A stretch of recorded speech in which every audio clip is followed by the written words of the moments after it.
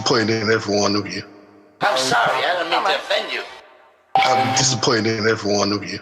I kiss you on the mouth. No, I'm not cool with that. Just, I'm sorry. One more time. I'm disappointed in every one of you. I mean, I'm dealing with degenerate animals. I'm disappointed in every one of you. Disappointed in every one of you. All right, come on. Honestly, I can't do it, man. I'm disappointed in every one of you. Let me tell you why. It's gonna be all right, Nicky. Go ahead, shoot. He just killed a little fucking man. What are you going to do about it? Yeah, because you got nothing. You don't got a thing. Yeah, because you got nothing. Got nothing. I want to get out of this rat hole. I want to get online. I need BDA boxing.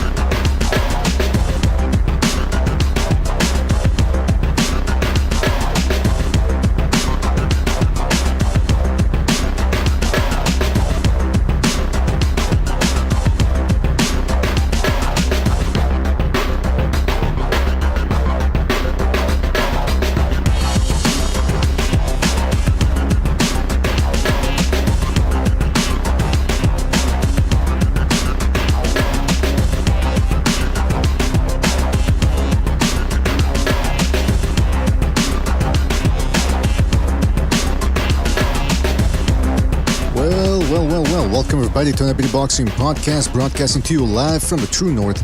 It's your good friend Mr. BDA, and I sure am glad that everybody could be on board for this one, fellas. In this episode, we got a fantastic one for you as we cover all of the fights from last night's event, plus a couple of other little tidbits, such as, outside the ring drama and so forth. So before we get down to that, let's get the business out of the way, fellas. You know the drill. If you want to donate a couple of shekels our way, you're certainly welcome to do so via the Super Chat feature, although it's always better if you join the membership program.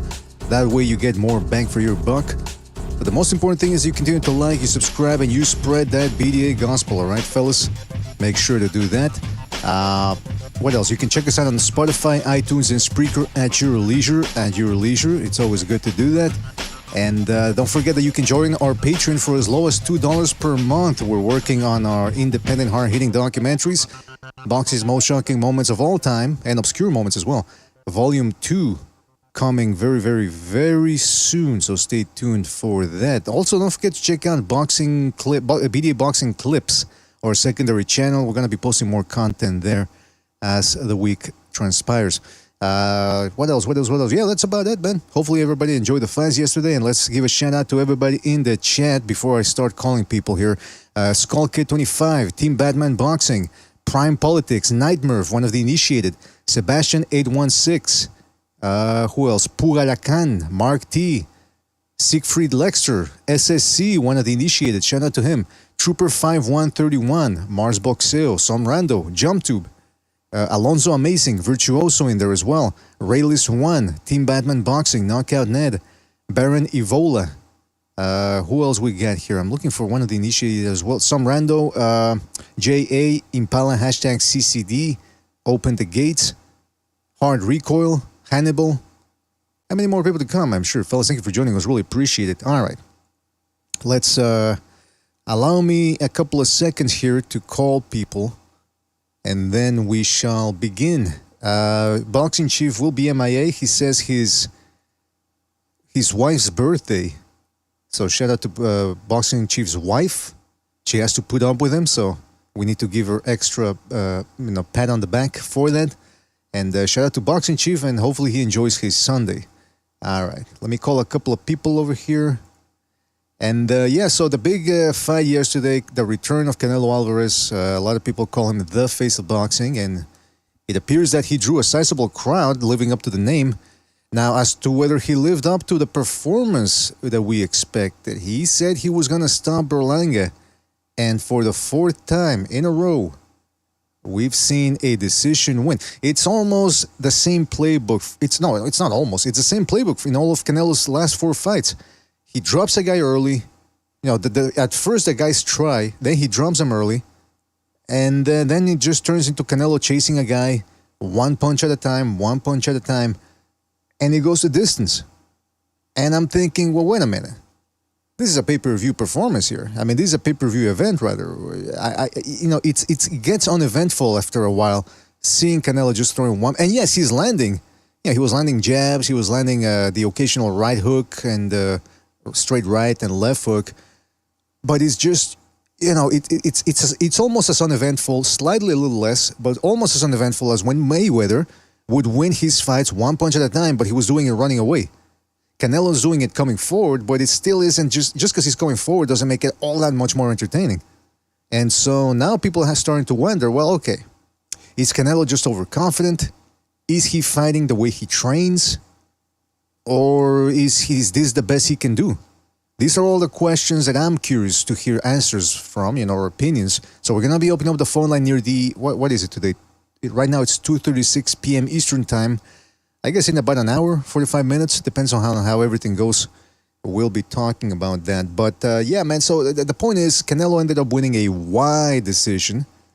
Berlanga looked huge in there, by the way, so I can understand why he was able to take a good punch. But nevertheless, it's, Canelo promised a stoppage and he didn't deliver. He dropped the guy. See, that's my thing.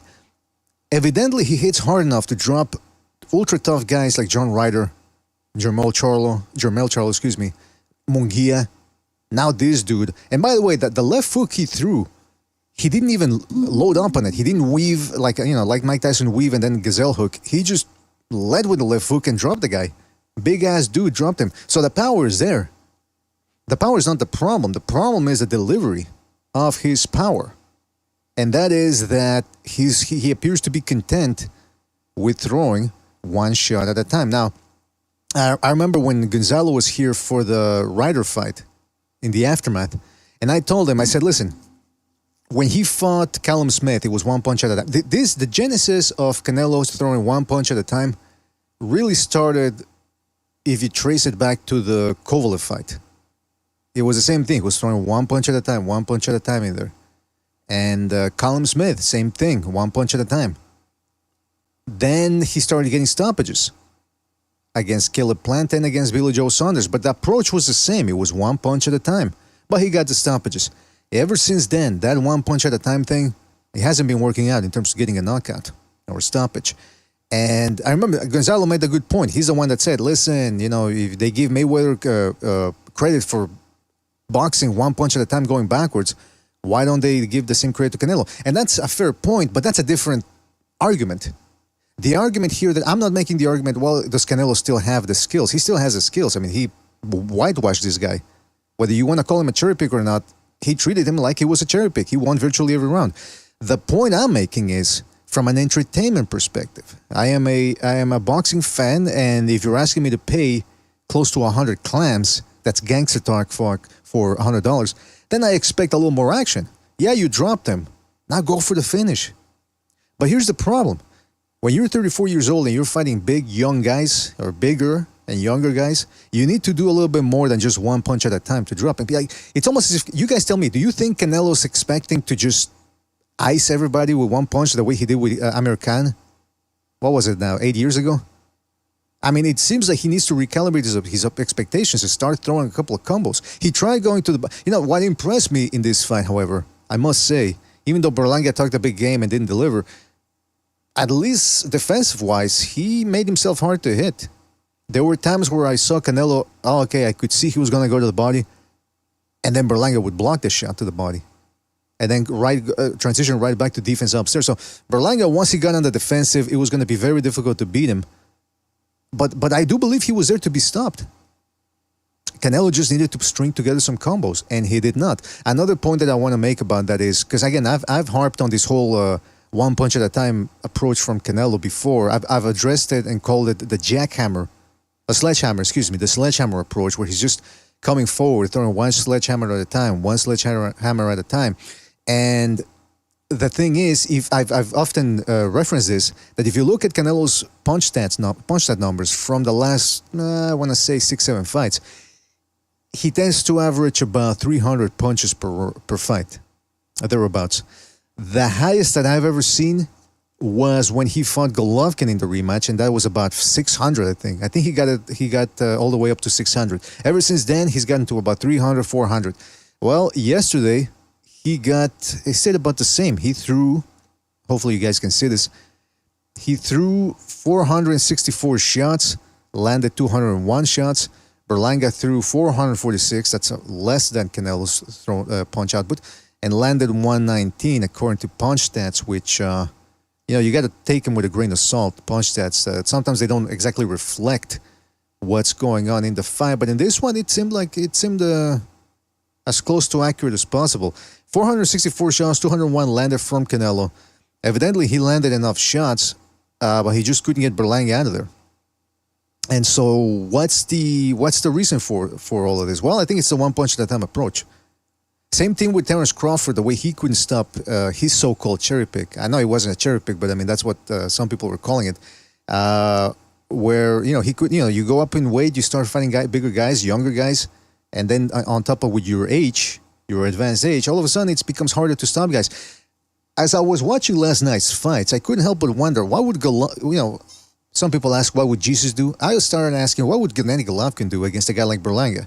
And the reason why I think Golovkin probably would have stopped Berlanga is because, A, he knew how to throw combos and save his energy and burst with combos whenever he had to. And he had a ramrod jab that he would use to weaken his opponents. And Canelo did throw good jabs yesterday, but he just didn't throw them enough. Just didn't. 460-something shots, that seems like a lot, but I don't know, there's too much space where he's not doing anything and leading with hooks, which at some point you think, look, if the other guy is expecting the hooks, how about you switch it up a little bit?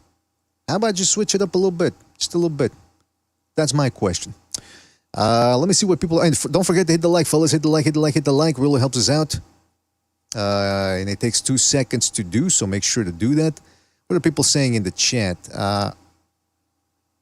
Barry Nivola says, we're not going to see the upper body defensive highlights like we did against Jacobs. That is a very good point, Barry Nivola, and I guess Quentin Lassiter, who made that point earlier as well. And I want to say something, because I specified that to Bucho yesterday while we were watching the fight. Excuse me, let me take a sip of tea here.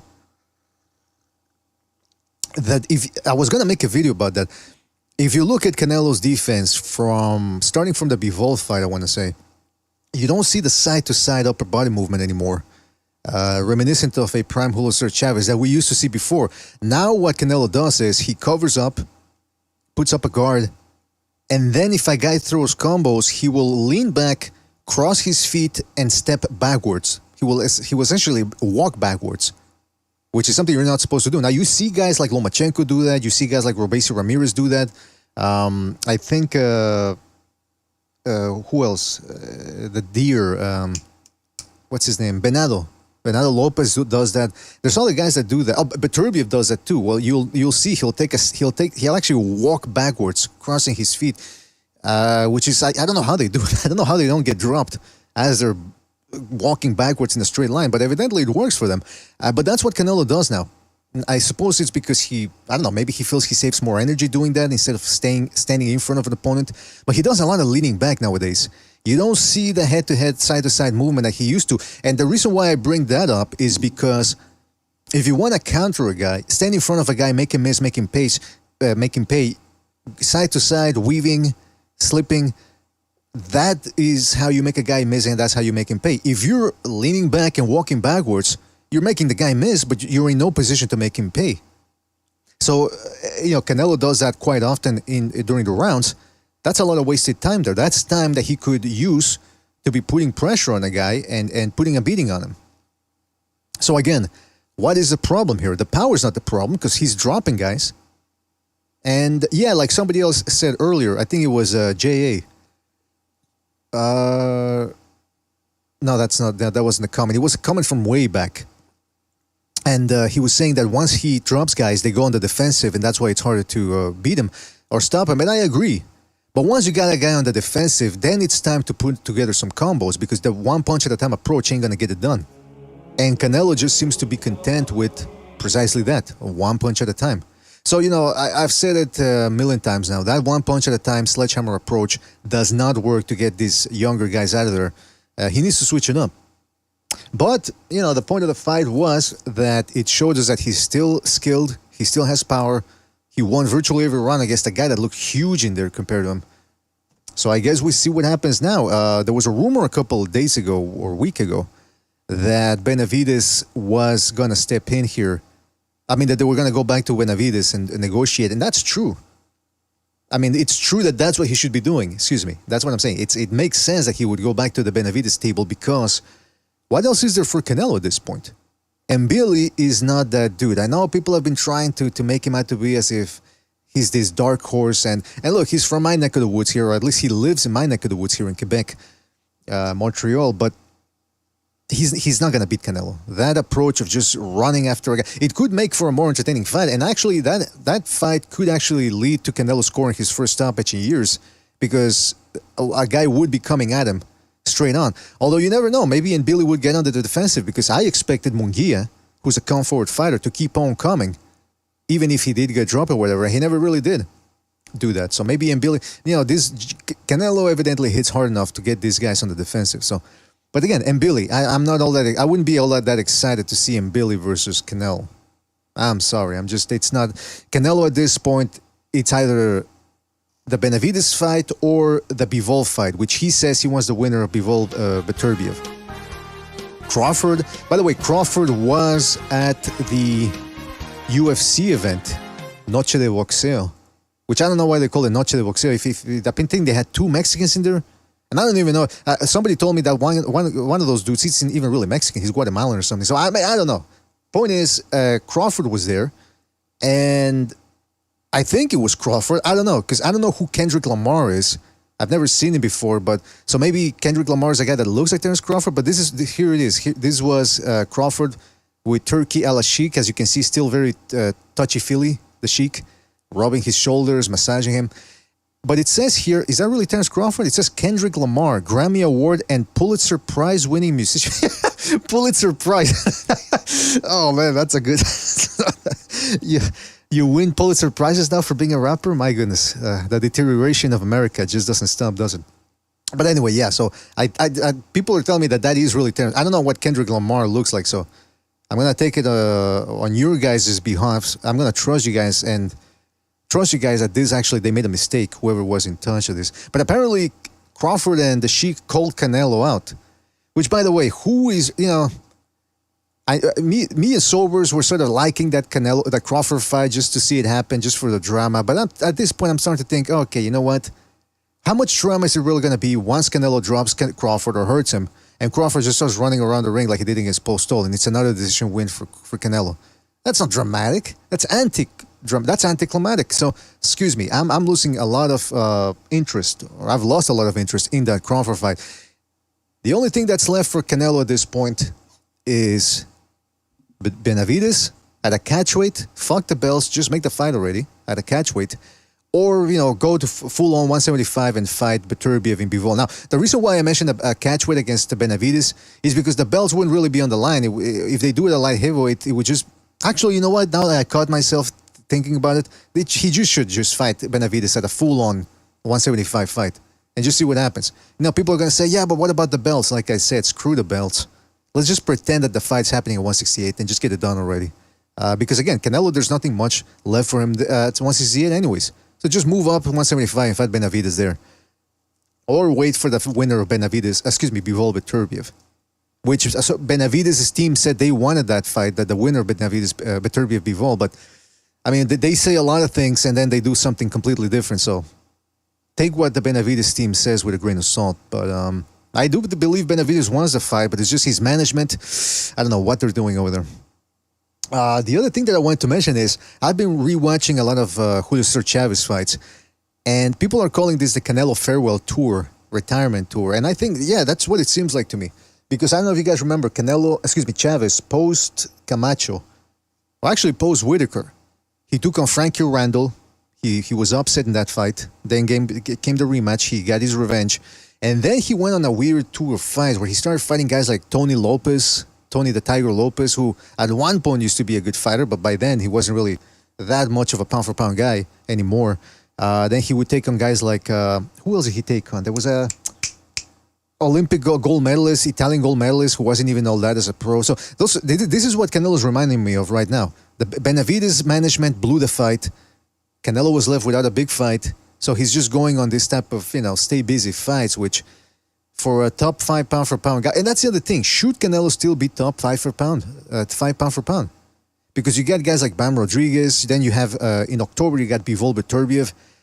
If whoever wins that fight between Bivol and Beterbiev and dominates, that's going to push them up to either number 1 or number 2. That's going to be the debate. Does the winner of Bivol Beterbiev become number 1 pound-for-pound, especially, depending on how they do it. And if they become number 1 or number 2, whatever, that means they're going to push the rest of the guys below them a notch below. And Canelo right now, I think, I wouldn't mind having him number 5, number 6 pound-for-pound. But, like I said, depending on what happens with Bivol Beterbiev, Canelo could drop down as low as number 8 pound-for-pound. Because, okay, he's dominating. He's still showing he's a dominant guy, but he's not doing it against pound-for-pound guys or the top guys from the division. I know Munguia, okay, at least you can give Munguia the fact that he was highly rated, or rather that he was rated in the top 10 by Ring Magazine and ESPN in the division, but Berlanga was barely a top 10 guy. That doesn't really do much for you in terms of competing with guys like Usyk, Bivol, Beterbiev, Bam Rodriguez, Inoue. You gotta fight top guys, and at least if you're gonna fight these guys like Berlanga, you gotta stop him. And he's not doing that. So Canelo's in a bit of a bind here, and if I were his representatives, I would push for him to move up and just fight Benavidez already. Give Benavidez what he wants. He wants too much money, so what? You're near the end of your career, Canelo. The thing about being a businessman and being prideful and not acquiescing to every little single demand, that can go out the window when it's near the end of the career. Or he can wait and take on the winner of Beterbiev Bivol. Now, again, like I said, the Crawford fight, I've lost interest in that, especially after Crawford barely beat Madrimov. Some people even had Madrimov beating him. I didn't have Madrimov beating him, but it was a very close fight, and you saw that Canelo still has the power. He still has the defense. Incredible. One thing that does impress me about Canelo, okay, the fight is mundane because every round looks the same, but there were times where he would load up with a power punch, and for a split second there I saw, okay, there's an opening. Berlanga's going to catch him with something, because Berlanga's actually quite quick-handed for a big guy. And just as soon as you thought Canelo had overreached or overcommitted, he would make Berlanga miss on the counterpunch. And I said, gosh damn it, those quick reflexes from Canelo are still there. The guy's got incredible reflexes and instincts. Even if you look at the Bivol fight, the way he was making Bivol in there, it was amazing. Bivol's a quick-handed guy, and he was working just to land his punches. He had to throw punches in bunches to land one. So I don't expect, people say, well, Crawford struggled against Madrimov because Madrimov was throwing a lot of feints. Why do you think Canelo does?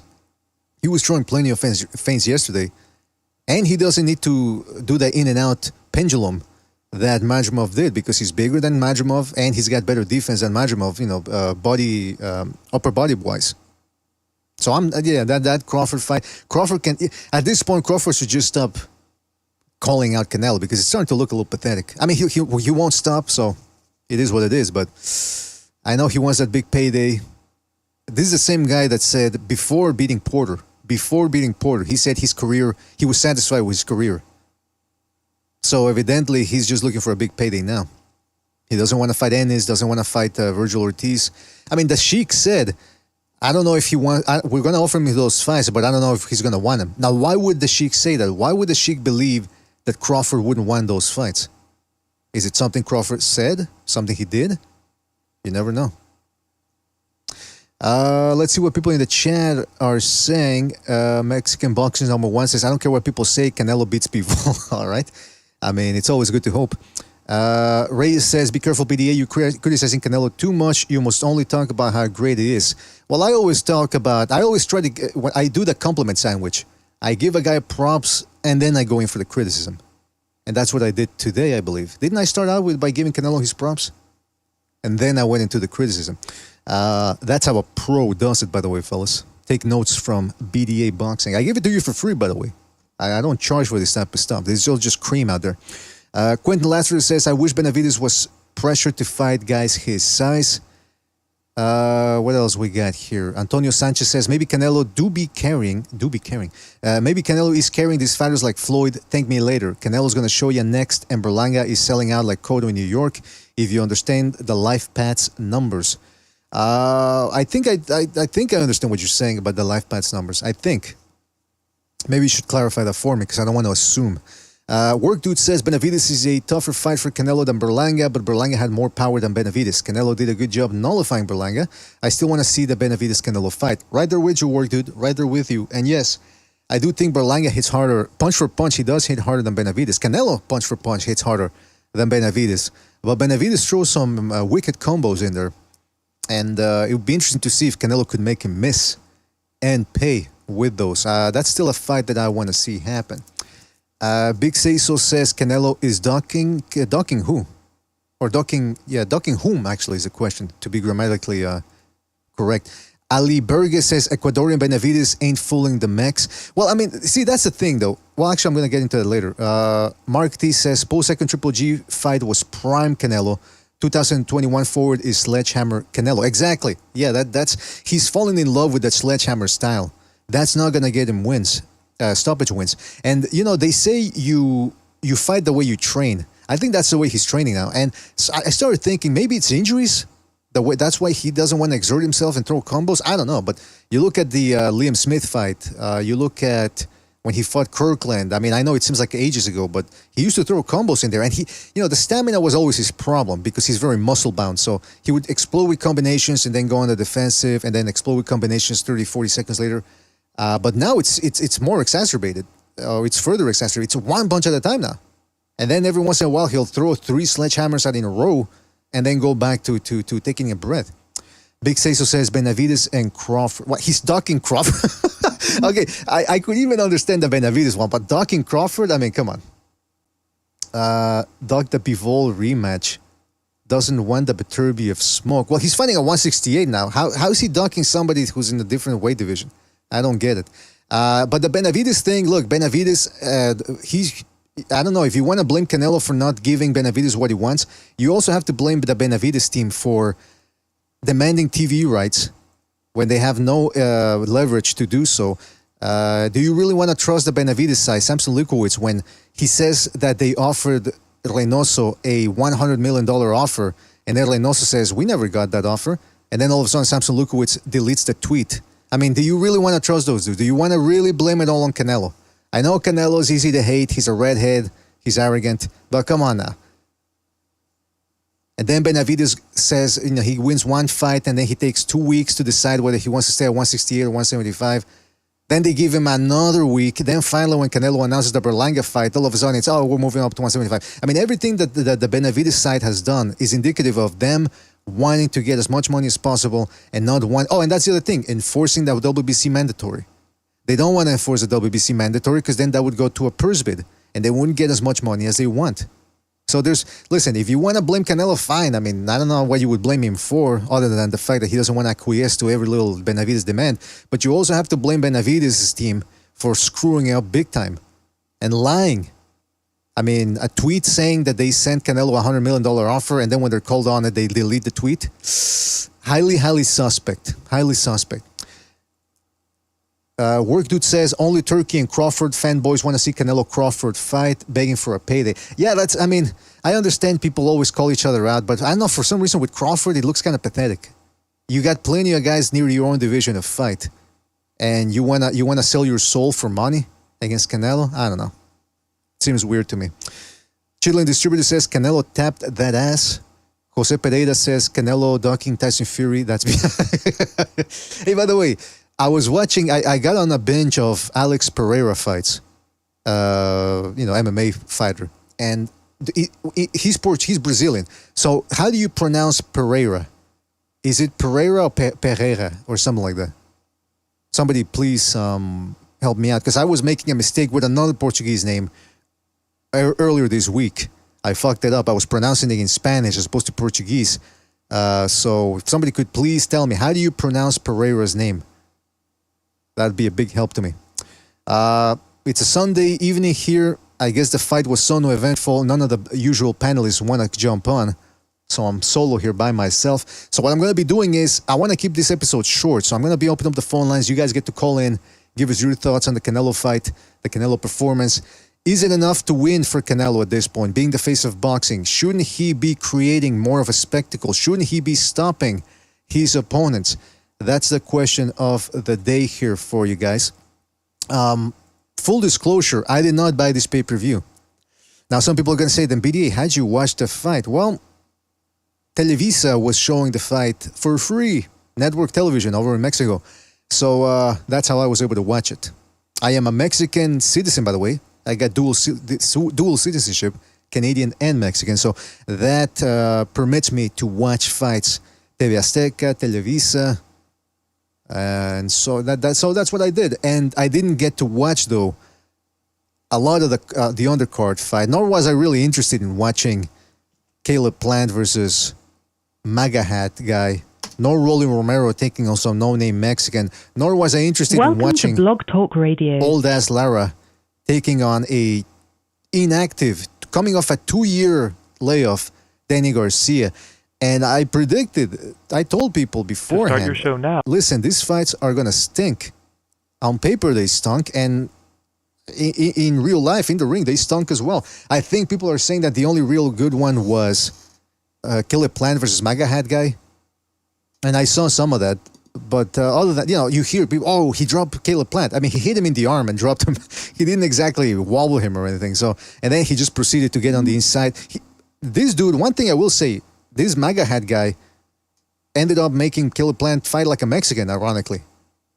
Plant came forward, fought on the inside, and you could see MAGA hat guy had no clue how to fight on the inside.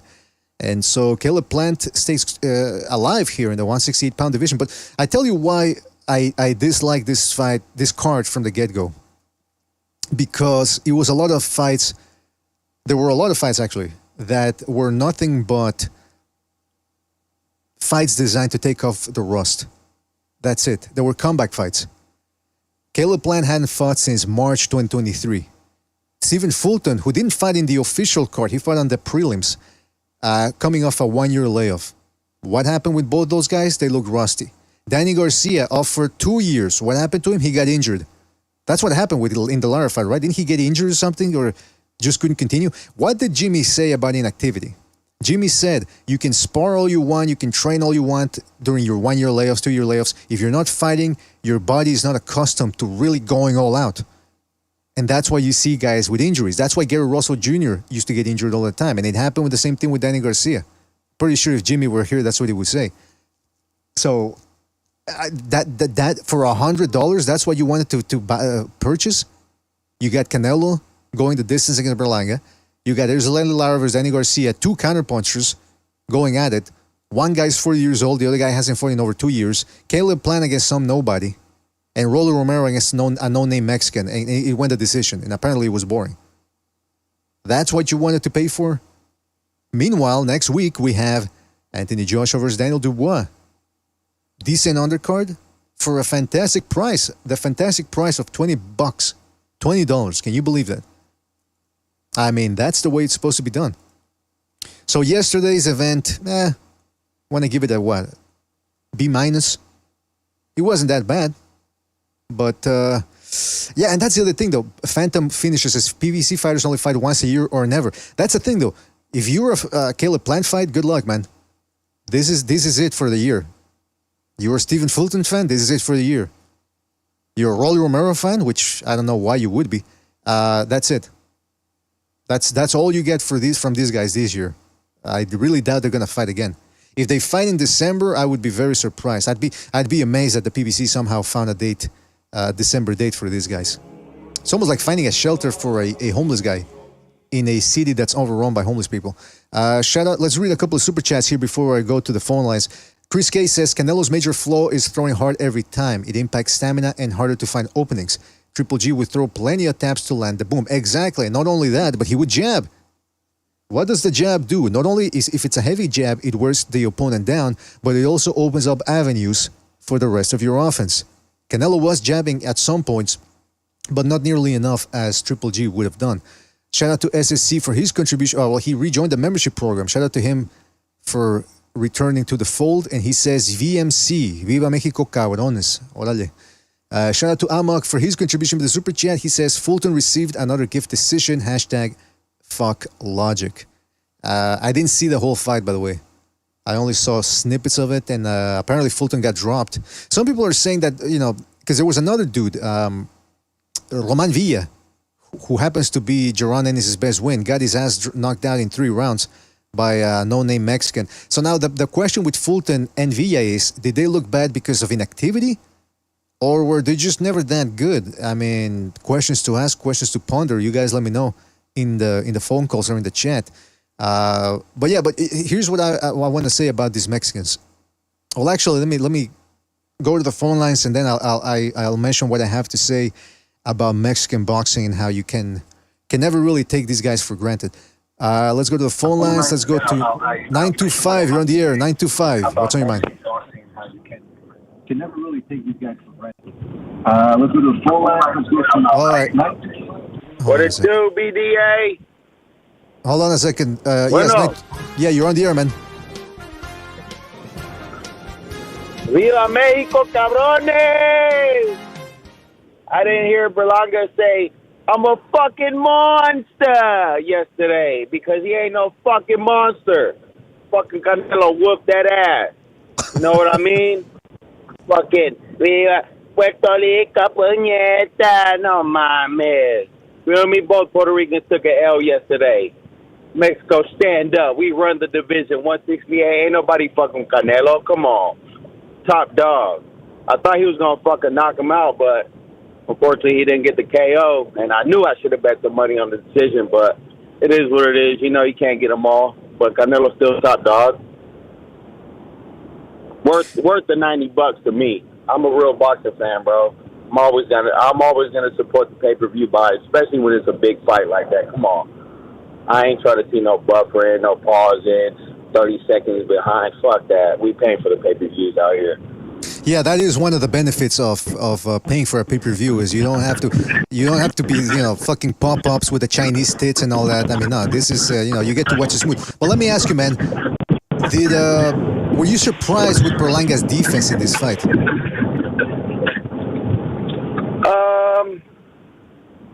Yeah, I was a little surprised. I thought he was going to come out swinging, like he said, come out and try to knock him out. But, when they go up there and they facing Canelo, they know that they feel the power. They know what they're up against, so they're not going to do that, you know what I mean? Mm-hmm. So it's different when you're up there. Like Canelo said, it's different when you're in the ring with me. But he did decent. He did good. Hey, apparently Berlanga said to Canelo after the fight, "You're my idol," and he said something along the lines of he didn't like trash talking because it's to sell the fight, but he didn't want to trash talk Canelo. Blah blah blah. Do you think that was the real energy Berlanga was showing, or do you think he was humbled? No, I think he was humbled.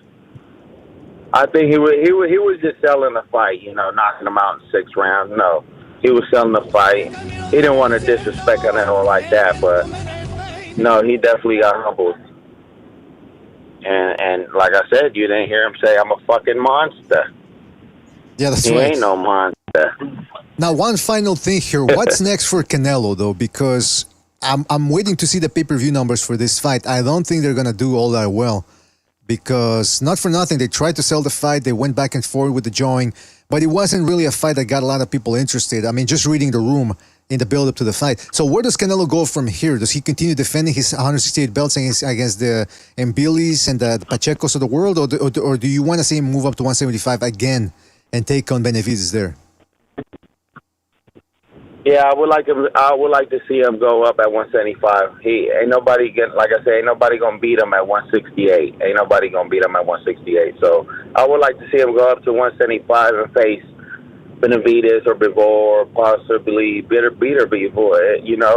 He's up for the challenge and he wants to build his legacy. So I want to see him go up to 175. If he loses, fuck it, it's all right. He already got 2 losses. There you go. Yeah. I mean, he's near the end of the career. He's got nothing to lose.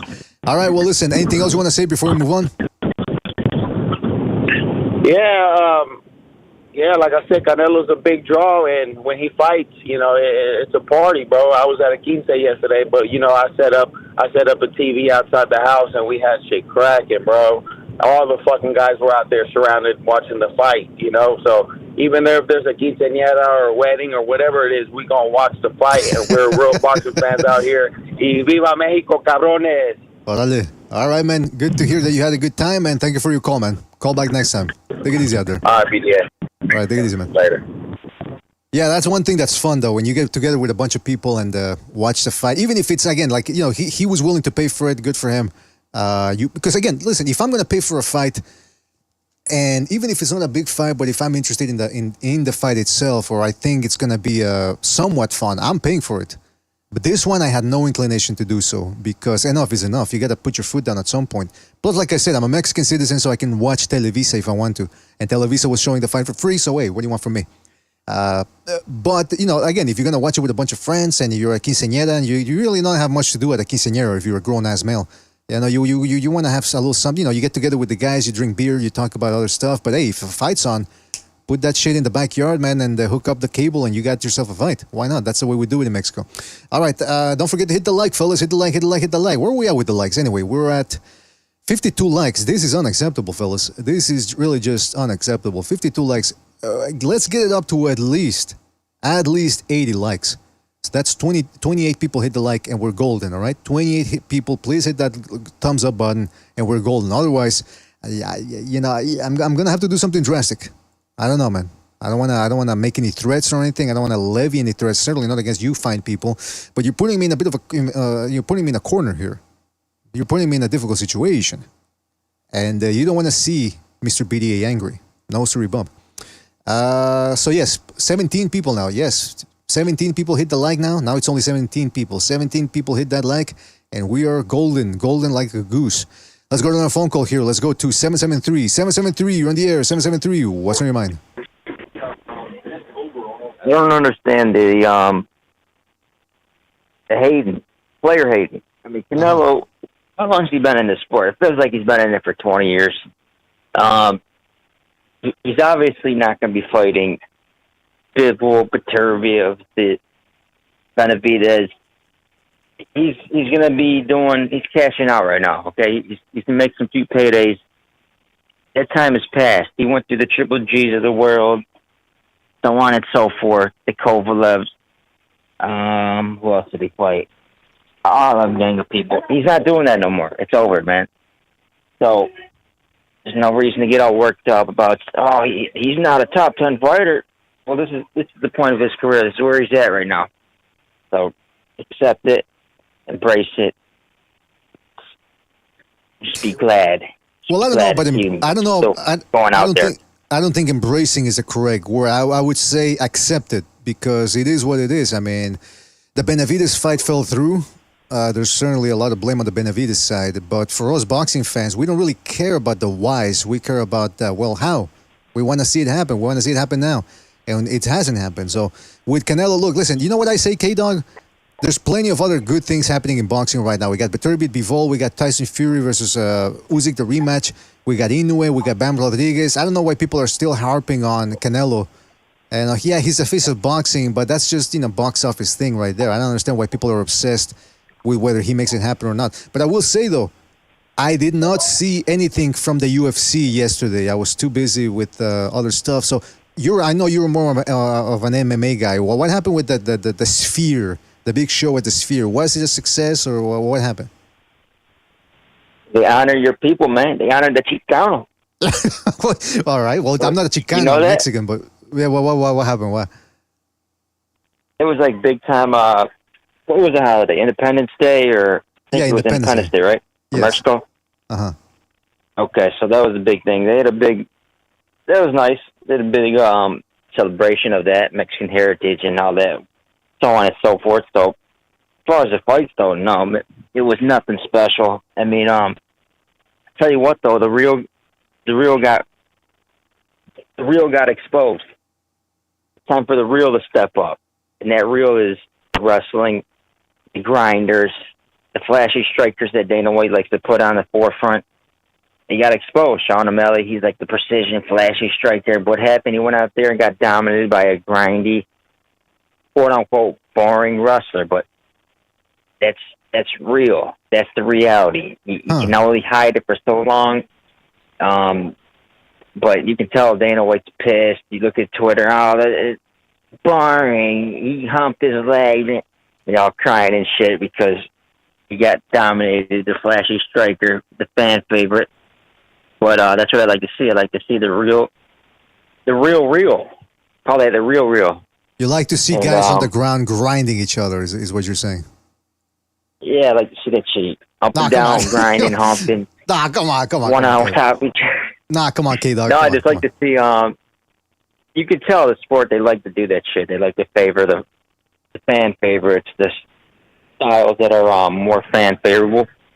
And they're trying to hide Rob for years, but they can only deny him so long. Kept winning.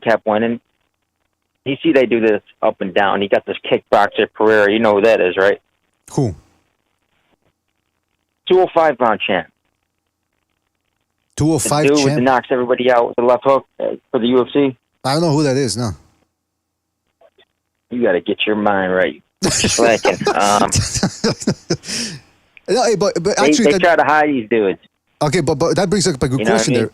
You bring up a good point because I heard the name Sean O'Malley. He's got like a purple afro or something, right? I think I've seen that guy before.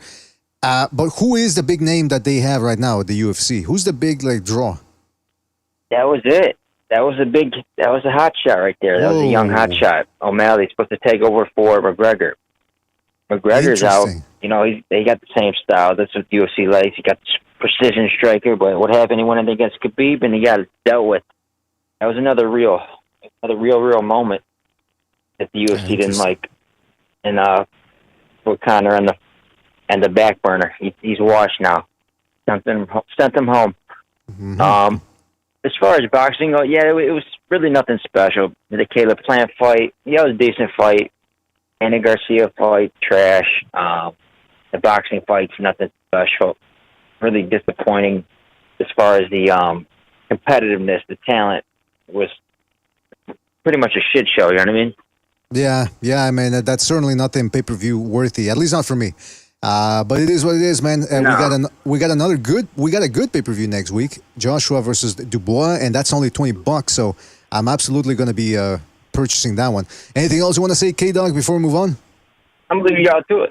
Have a good one. All right. Take it easy, K-Dog. There you go. Thanks for calling in. And yeah, man, I'm surprised about the UFC because it's interesting how boxing and UFC and MMA, well, I mean UFC, let's call it UFC because that's really the main promotion. It has its ebbs and flows. It peaks and valleys. There was a time where UFC was more popular than boxing. Then boxing comes out with a new star. Then MMA comes in with a new star.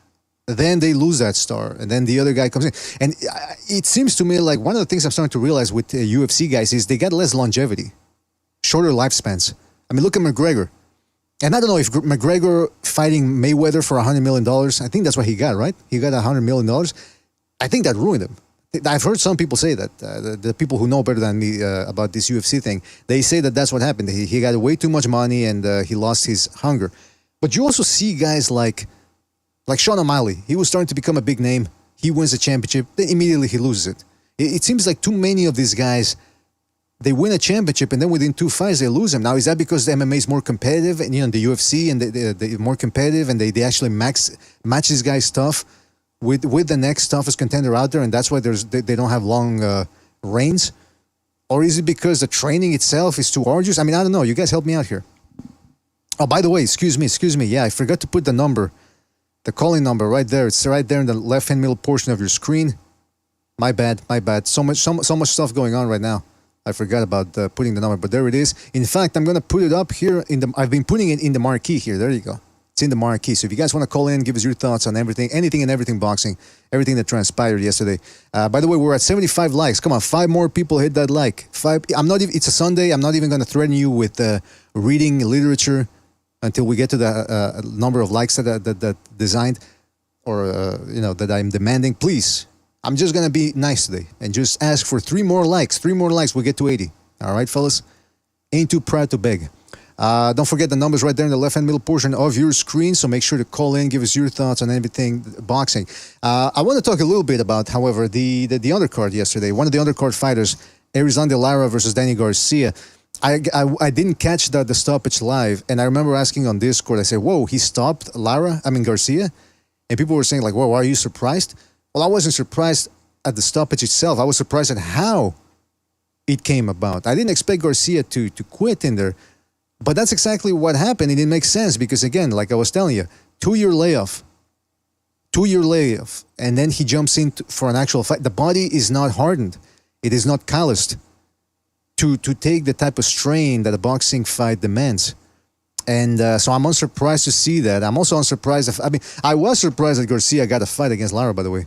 What? He's never really fought a top 10 middleweight guy. He's not a real middleweight.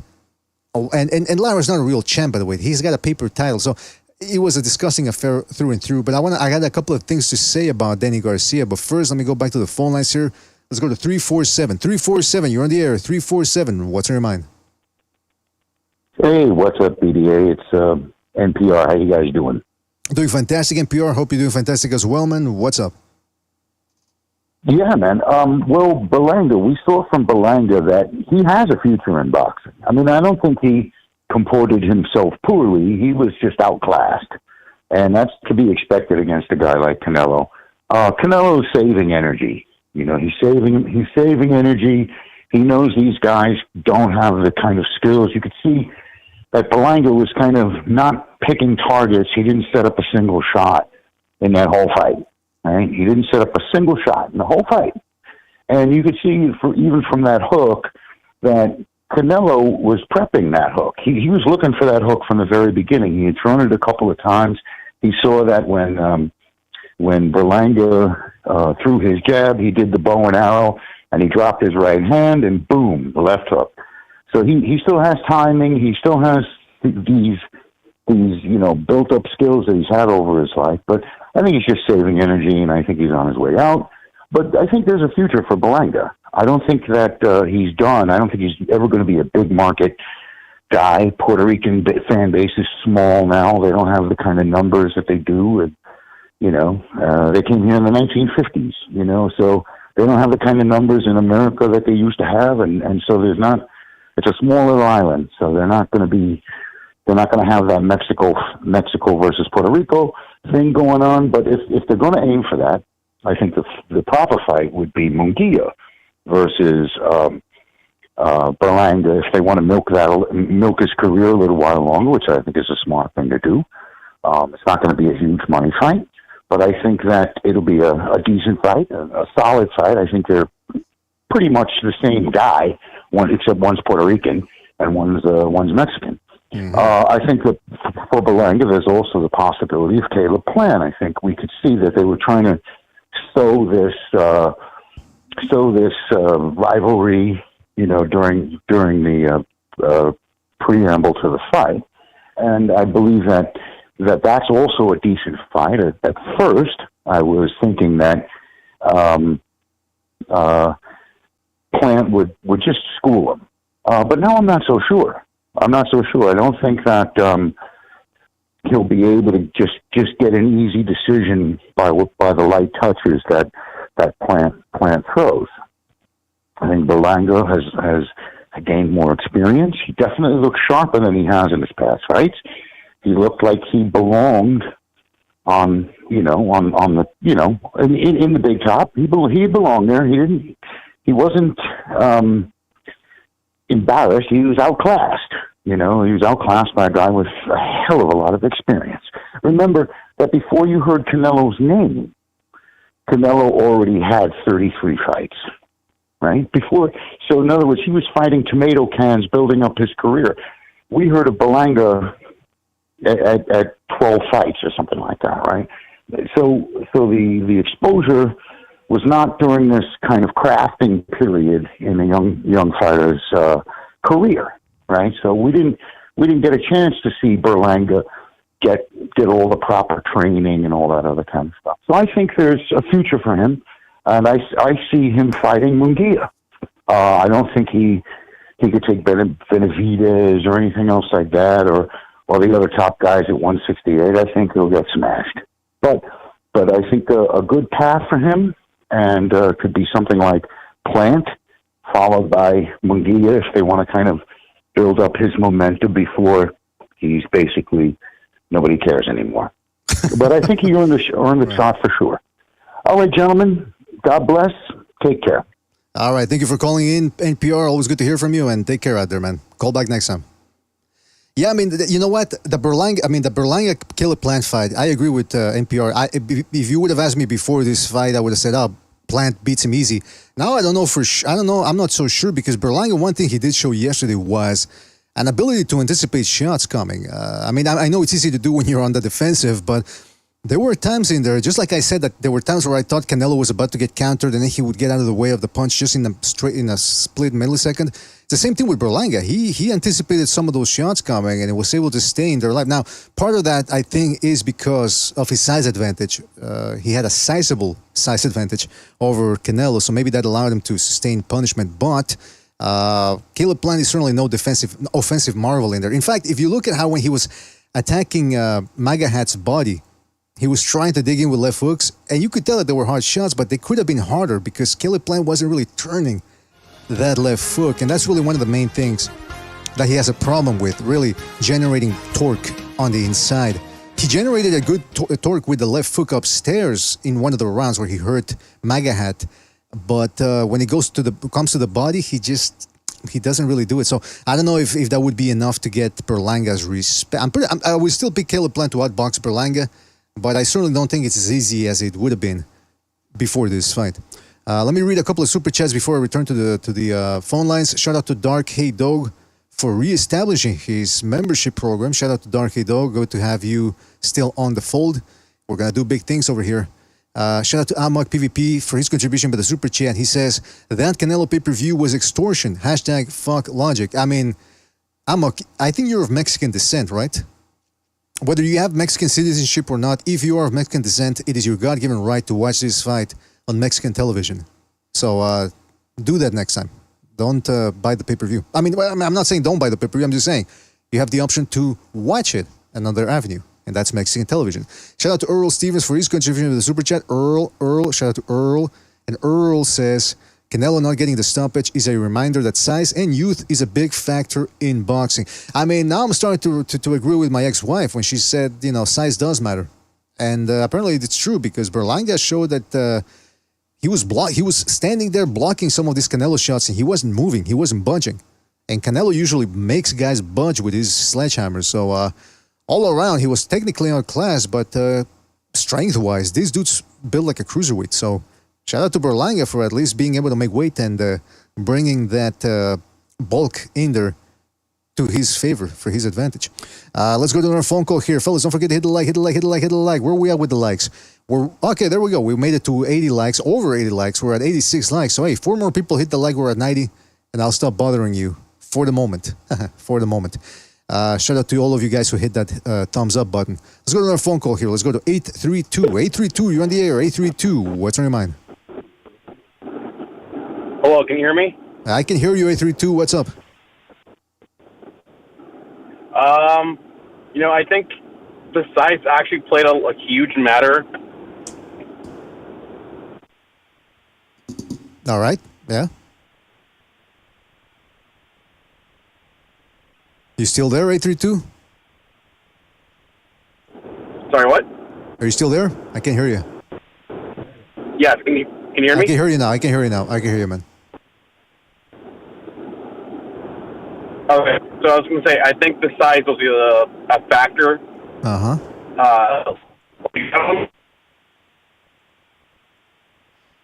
Yeah, you're cutting off, man. You're cutting off, and I don't think it's my.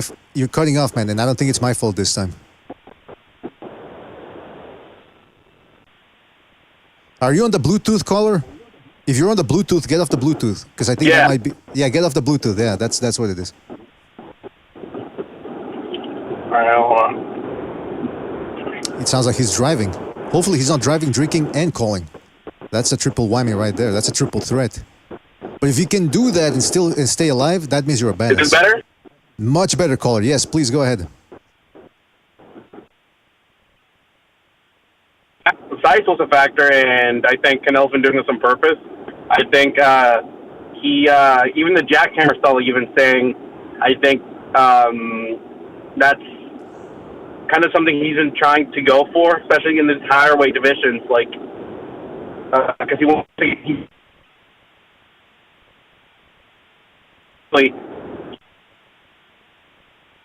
A lot different. Like they're going to be used to rehydrating up close to 200, and he's going to have to like move them. And I think like that upper head move that you're talking about, I think that's also comes with age, and just him not having to use it as much. Like for this fight, after he got dropped, he was super defensive. He changed his full style. And well, all right. Listen, caller, I got some of your points there, but you're cutting off, man. So I tell you what, man, we're gonna still be here for at least another half hour. I think it's maybe because you're driving. Maybe you're under bridges or whatever. So call back in a couple of minutes, all right, man? Once you're in an established connection, because I'm having a hard time hearing you. All right, take it easy, man. All right, let's go to another phone call here. Let's go to 336. 336, you're on the air. 336, what's on your mind? I kind of want to talk about the Fulton fight mostly. The other fights in the card were like kind of whatever. I actually thought Fulton won 95-94. Had it 6 rounds to 4, and he got knocked down in the 5th. It took him like a couple rounds to really get into like his rhythm and shit to shake off the ring rust. But after of course he got knocked down in the 5th and lost the 8th. But whenever he lost rounds, he came back and won them dominantly the round after. So he was, I would say, relatively okay, or pretty decent. I mean, he didn't fight a total bum. He was like a B-level guy, or like C+ level-ish fighter. So we'll see what he does maybe against Nick Ball next. Apparently that's what they're targeting. And Canelo, I think at this point doesn't beat Bivol, Beterbiev, or Benavidez. I just think he's a little too old, undersized as well. So I'm okay-ish with the Crawford fight as long as both fans realize that they're past their best and not the best in their weight class anymore, or like you know what I mean. I think Tim Tszyu and Boachuk would beat Crawford pretty easily at this point. I mean, he doesn't move his fucking head. And Benavidez, Bivol, Beterbiev, I think all beat Canelo pretty easily. So I guess if people just came together and realized this is a cash-out fight and then let them fight, I'd be up for it. But if people are going to act like Canelo's still the top dog, number one guy, and then he fights Crawford, nah, I'm not going to be cool with that, because that's just fucking fanboy nonsense.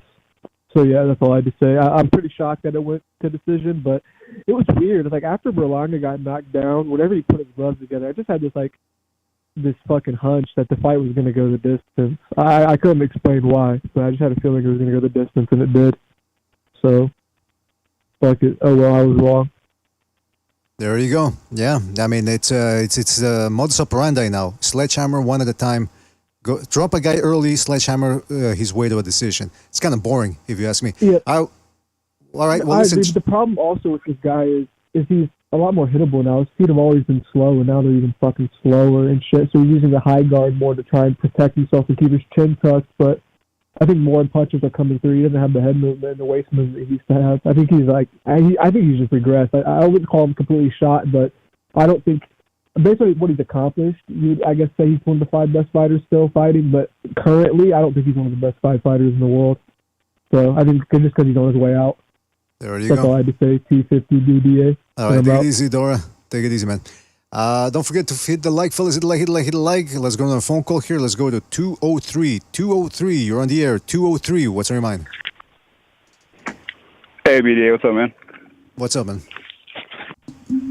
I'm not sure if you saw UFC last night, or if you actually even saw the press conference a couple of days earlier, but if you were paying attention to that, Sean O'Malley, the guy that lost, who is supposed to be a very good striker, in the press conference said that after this, Tank Davis is, and I quote, inevitable. What? Yep. Go ahead and go watch it. I don't know what that is about. But, could this loss be a pivot towards boxing for Sean O'Malley? I don't know. Oh, man. Please tell me it's not. Because, look, listen. When Mayweather fought McGregor, 7 years ago. I remember I was angry at the fight because I thought Mayweather was still gonna be a active boxer. I still thought he was gonna fight Pacquiao again or something. So it seemed like a waste of time. Later on, I realized, oh no, he's retired.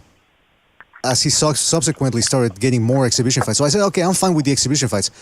If a guy's active, especially in his prime, like Tank Davis, who's just about 28, 29, there's no reason why he should be taking these type of fights. This is insane. Yeah, well, Sean O'Malley's 29 as well, and he's lauded for his striking. So I don't know how it even came up, but this could be his pivot towards boxing. And I'd like to see a Tank Davis versus Sean O'Malley. I mean, Sean O'Malley's he's a tall, lanky guy, so seeing a tall, lanky guy versus a small, short, stocky guy, especially coming from the UFC, would be very entertaining. On the other events, though, who is this guy McCumbee, man? Because he rocked Plant. I didn't even expect. I mean, where did he come from? I haven't heard of him until I saw him fight Plant. Yeah, I hadn't heard of him either until they announced this fight, and I actually checked him out on YouTube. This dude apparently had a 4-year layoff. He wasn't coming off a 4-year layoff, but at some point in his career, he had a 4-year layoff.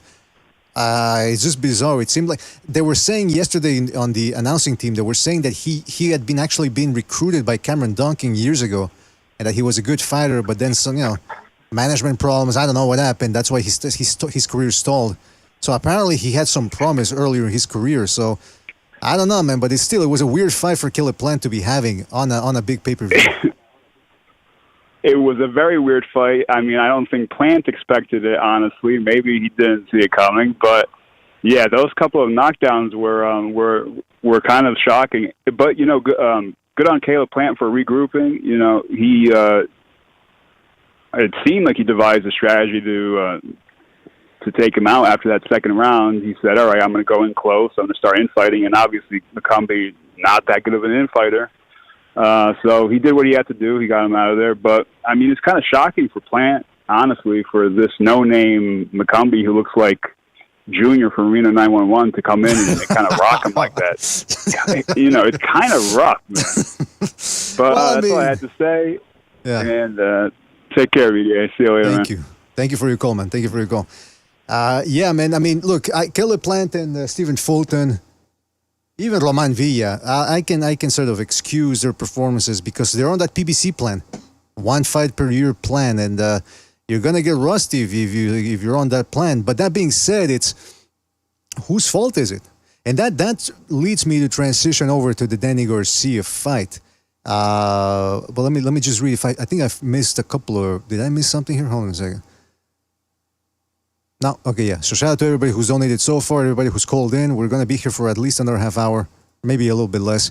But I do have a couple of things to say about the undercard. And this was a PBC DAZN event or joint Matchroom. I think there wasn't Matchroom involved in somehow with this. Hold on. Siegfried says that I missed him. No, I don't see any of your super chats, man. But I'll give you a shout out. Why not, man, Siegfried? Shout out to Siegfried. With the thumbnail of his, I guess, I don't know, that character, mustache character, is becoming very popular now on TikTok, so I guess you're going to see more of him. Siegfried says in my phone call, what? There's nobody on the line here. I don't know what he's talking about. It's actually starting to creep me out. Well, okay, here's what I was going to say. So Danny Garcia has been a long-time Al Heyman acolyte and client. Even when he was with Golden Boy, I believe. He said, Siegfried says your personal phone. Yeah, he's giving me a phone call. Siegfried is calling me, and the options that I have are answer and answer. There is no decline option. But what I was going to say about Danny Garcia was, if you look at his career, when he was with Golden Boy, and it's hard to believe now that Golden Boy had Deontay Wilder, Danny Garcia, Keith Thurman, Errol Spence, all those dudes in the roster before sneaky Swiss banker, what was his name again? I forget his name. Richard Schaefer and Al Heyman screwed De La Hoya out of the deal. And I like how Leonard Ellerby, fat-ass Leonard Ellerby, was bragging about it to De La Hoya's face, like, we stole your fighters. And I'm thinking, that's not something to brag about, man. I mean, that's indicative of the flawed character that this lard-ass has. By the way, Leonard Earlby, another reason why he's a fake motherfucker is because he said that if he saw Eddie Hearn live, he was gonna beat his ass. Well, they had the grand arrivals earlier this week, and Eddie Hearn went up to him, and what happened? Leonard Earlby starts hugging him. We're just friends. We're just bantering. I mean, I guess he saw that Eddie Hearn is taller than he expected or something. And by the way, I don't think Leonard Earlby's ever recovered from the assault that he sustained when Jay Prince sent a bunch of goons to intimidate Floyd Mayweather, who wanted to part ways with him. And the rumor is that Floyd Mayweather was at the gym, the goons showed up, Mayweather locked himself in the bathroom, and it was Ellerby who had to take the brunt of the assault. And apparently those guys showed up with pipes. And some say that either Leonard Ellerby was assaulted with the pipe, physically assaulted, beaten, or that they did something else with the pipe. You know what I mean? They put it somewhere. Apparently that was Leonard Ellerby right there. But anyway, Leonard Ellerby, yeah, that dude. I'm going to beat his ass. And then you see him live and you start hugging him and laughing it up. I mean, come on. But what I wanted to say was Danny Garcia. This dude, let's take a look at his career when he was with Golden Boy. Kendall Holt, former junior welterweight champion. Split decision. I haven't watched that fight in a long time, but I don't think it was that close. But be that as it may, that was a good opponent for Danny Garcia, who at that point was in his 22nd fight, 22-0. Then Eric Morales, old-ass Eric Morales, but a comebacking Eric Morales, who was having a career renaissance. Unanimous decision. That was a close fight. But Garcia ended up dropping Morales. I think that was the difference in the fight. He got that win. Amir Khan knocks out Amir Khan in 4 rounds. The HBO was riding Amir Khan hard in this one. They wanted Amir Khan to win it, something bad. And Danny Garcia, nope, I'm throwing a monkey in the wrench. A wrench in the works, rather. And ended up knocking Amir Khan out. Then he dropped Morales again, stopped him in the rematch. Then he had a good fight against Abjuda, a good win, culminating with a win, an upset. A lot of people thought Lucas Matisse, I know this is 11 years ago, so some people don't remember. Matisse was the Argentine Golovkin. That's what some people were calling him. This guy was knocking people out left and right. I thought too, Garcia was going to get knocked out. I thought he was going to lose. Garcia goes in there, stands his ground, and beats Lucas Matisse. Wow, you look at this career, you're thinking, this guy looks like he's going to go to the Hall of Fame one day if he keeps it up. Then what happened? Look at this. September 2013, March 2014. That's a couple of months later. That's when De La Hoya is no longer in the mix. Now this is all Al Heyman, who wants to micromanage everything, right? Look at this. He takes on Mauricio Herrera, who's a good gatekeeper. Majority decision. A lot of people thought Herrera should have won that fight. Then he takes on Rod Salka, who's a lightweight. Then he takes on Lamont Peterson, and this is at a catchweight, by the way. It was at like 145 or something like that. Struggles to beat Lamont Peterson. If you look at Garcia's face after this fight, I know you don't judge fights based on facial damage, but he struggled in the later rounds, and his face was all bruised up. Then he takes on Paulo Malignaggi. Okay, good opponent, but compared to the guys he was fighting at 140, it's nothing to brag about. Same thing with Robert Guerrero, who at that point was already past it. Then he takes on Samuel Vargas, another gatekeeper, but at least he stops him. At least he shows you that he can still stop this type of level of guys. Then he takes on Keith Thurman, loses the decision. Then he takes on Brandon Rios, who's shot at that point and not really a true welterweight, knocks his ass out. Then he loses to Sean Porter. Then he stops Adrian Granados. I give him credit for that one because Granados had gone the distance with Broner and Porter.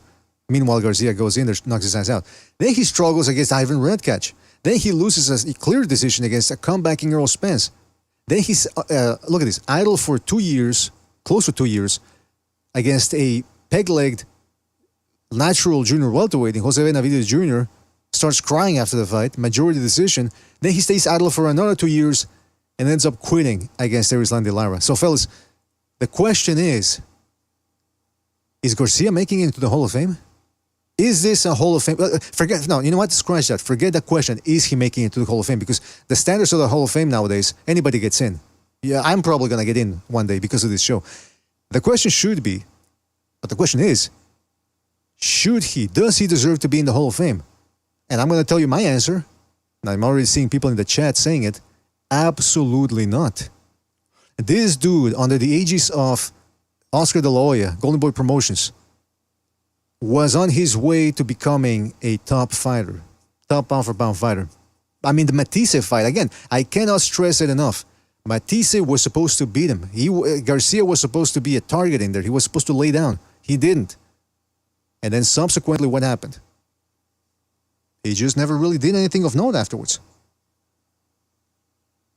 Do we blame Al Heyman for that? I don't know. People are going to call me a hater if I do so. But then let's take a look at another guy that fought on the undercard here. Erislandy Lara. You telling me you can't get this guy fights? One fight per year. And that's the other thing. People are saying, hey man, Lara, all of a sudden, he's a power puncher. Is he taking some PEDs or something? What's going on? Now, here's the thing about Lara. He always had punching power. That's what made his career so frustrating to watch, because he was a power puncher. You look at how he fought some of the lesser opponents, he would knock them out or stop them. Look at what he did to Alfredo Angulo, who was putting pressure on him and ended up busting Angulo's face. Look at what he did to Paul Williams in a fight a lot of people feel he was robbed. He was rocking Paul Williams left and right with his left hands. This guy has power, but he's a back foot bitch.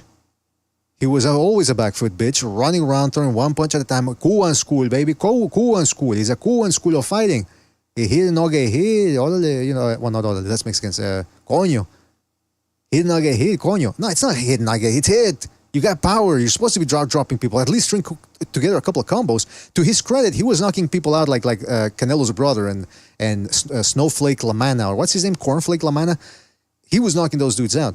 And he ended up stopping Garcia, although he didn't really, drop him, whatever. But he stopped him. But that's the thing with Lara. That's he should have been stopping more guys before. He's a power puncher at heart. But he fights like a bitch. Back foot bitch. And again, one fight per year from this dude. Why isn't Al Heyman getting him more fights? Caleb Plant, acquitted himself well for the first 6 rounds against David Benavidez. Why did he stay idle for over a year? Why couldn't they get him a fight on the Tim Tszyu versus Fundora undercard? Or on the Gervonta Davis? Why are some of the guys in those cards only fighting once per year as well? Like Fundora, that was in March, right, fellas? March or April 2024? September now. When's he fighting next? Is there any indication of when he's... I mean, these careers, so that's why I wanted to harp on the Garcia thing, that Danny Garcia thing. Again, people used to call us haters. Oh, you're Al Heyman haters, you're PBC haters, blah, blah, blah, hate. Is it really hate when you're bringing facts to the table for your criticism, for your critique? It seems like when you criticize somebody and you bring facts to do so and a person can't handle it, they just simply call you a hater or racist. Oh, you're a racist. You're racist. I think at this point it's quite clear cut that Al Heyman does not know how to manage careers. I mean, at least he made some of these guys money. If that's the onus, if that was the objective, okay, they made some money. But then the question is, couldn't they have made more money if they would have been fighting more often? Instead of stay. And on top of that, you can have both. You can be a legacy fighter and make money at the same time. Just ask Anthony Joshua. Anthony Joshua, who lost to Alexander Usyk twice, had a meltdown after the Usyk fight. What did he do? He had 3 fights in 2023. 3 fights, baby. And he's getting paid handsomely for it. That's how you rebuild a career. That's how you continue to move a career forward.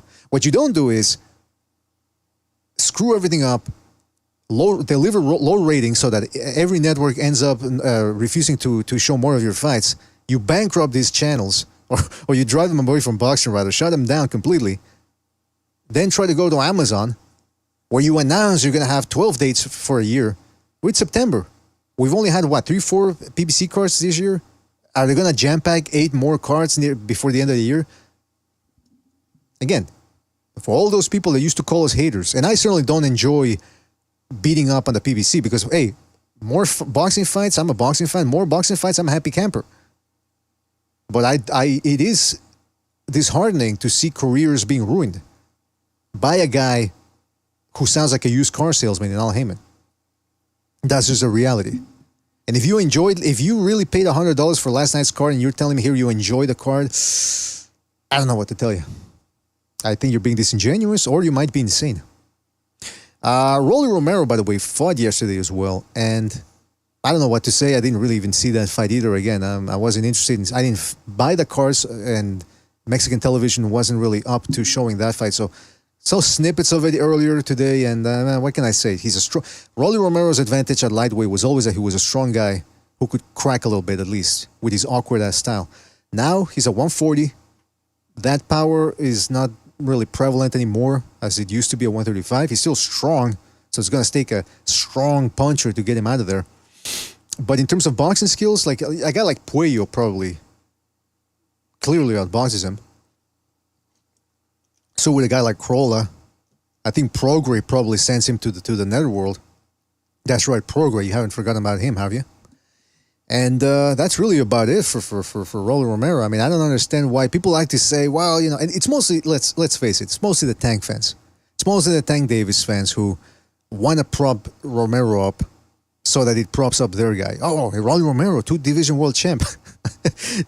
I mean, I don't know, did he have a fake ass title at 135 or not? Anyway, he had a paper belt, a strap at 140, and I guess that makes him a champion nowadays. But yeah, he just never was that guy, and I'm amazed that the face of boxing, Tank Davis, actually fought this guy. It was insane. Can't believe he even got there in the first place with Tank Davis. Shout out to Nightmare for his contribution with the super chat. He says, how much do you think Canelo has left in the Tank BDA? Well, as I said earlier in the beginning of the show, shout out to you, Nightmare, for your contribution. He still has plenty, because if he would have struggled against Berlanga, if he would have, gotten wobbled, or, it would have been a close fight, I would have said, all right, Canelo's done, or close to done. But he beat Berlanga's ass, really spanked him. He didn't give him a whooping, like they like to say, but he did spank him because he just had his way with him. He dropped him, so evidently the power is still there. But it's just this, like I said, this sledgehammer, one shot at a time approach. It's not going to get the job done against super middleweights. Let's not forget, Canelo is undersized in this division. Look at the difference between him and Berlanga.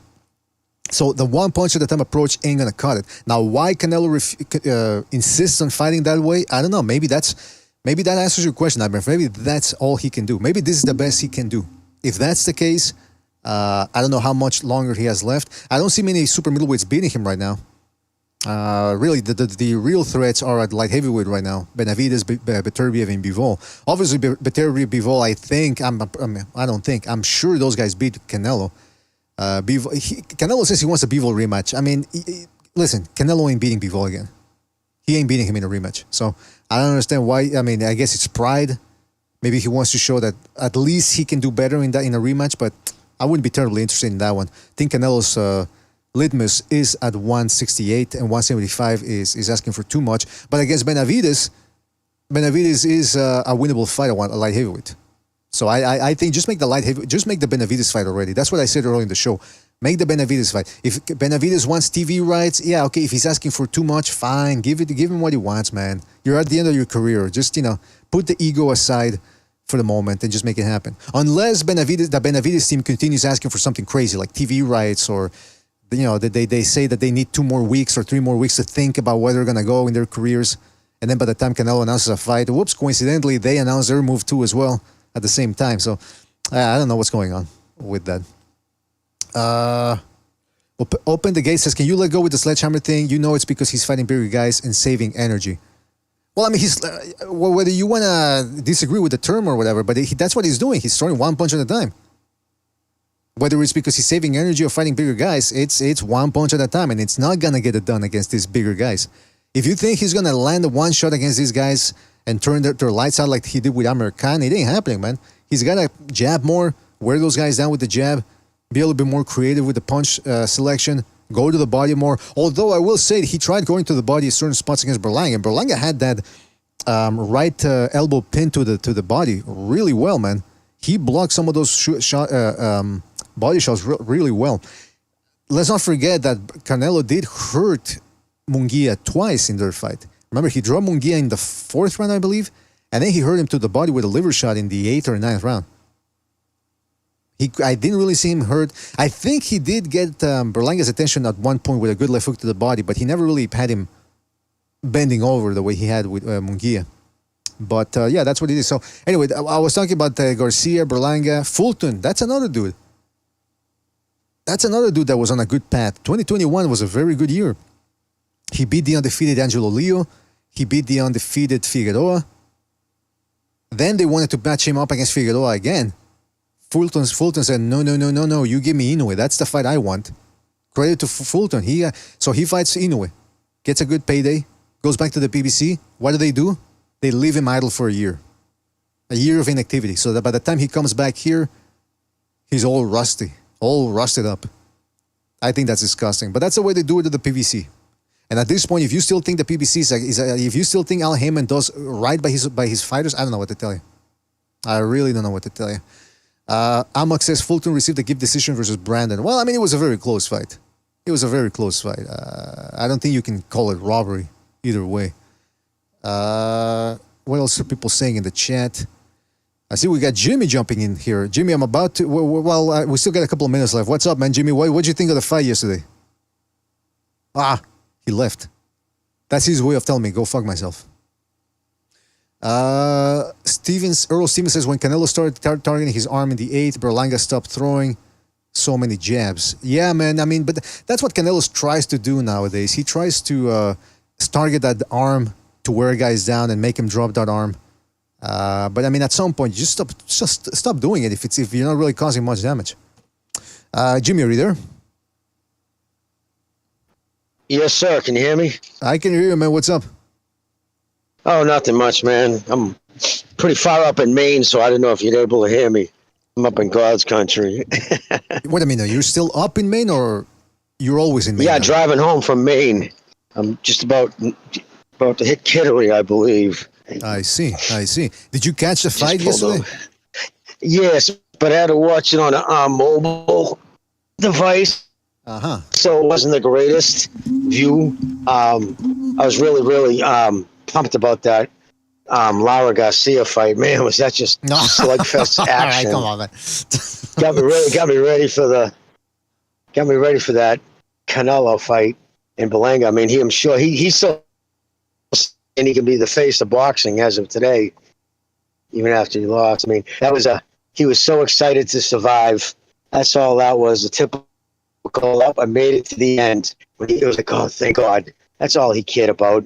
He knew he had zero chance of winning that fight. And Canelo knew he had zero chance of winning. That's why he went back to I just miss the old Canelo. You know what I mean? Like, God damn, I would just once like to see him throw a combination, you know, like he used to. What do you think that is? Do you think his body's falling apart? Do you think he can handle it? Or do you think this is like he's just coasting now?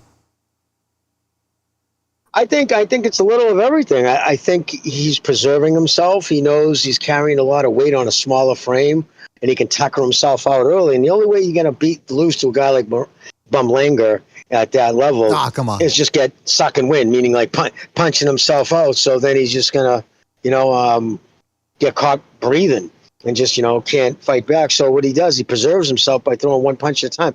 And if your opponent isn't willing to fight you back, then you don't have to do anything.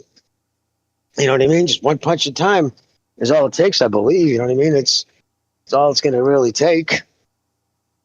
Yeah, man. So it was just another black eye for boxing. $100 for that garbage.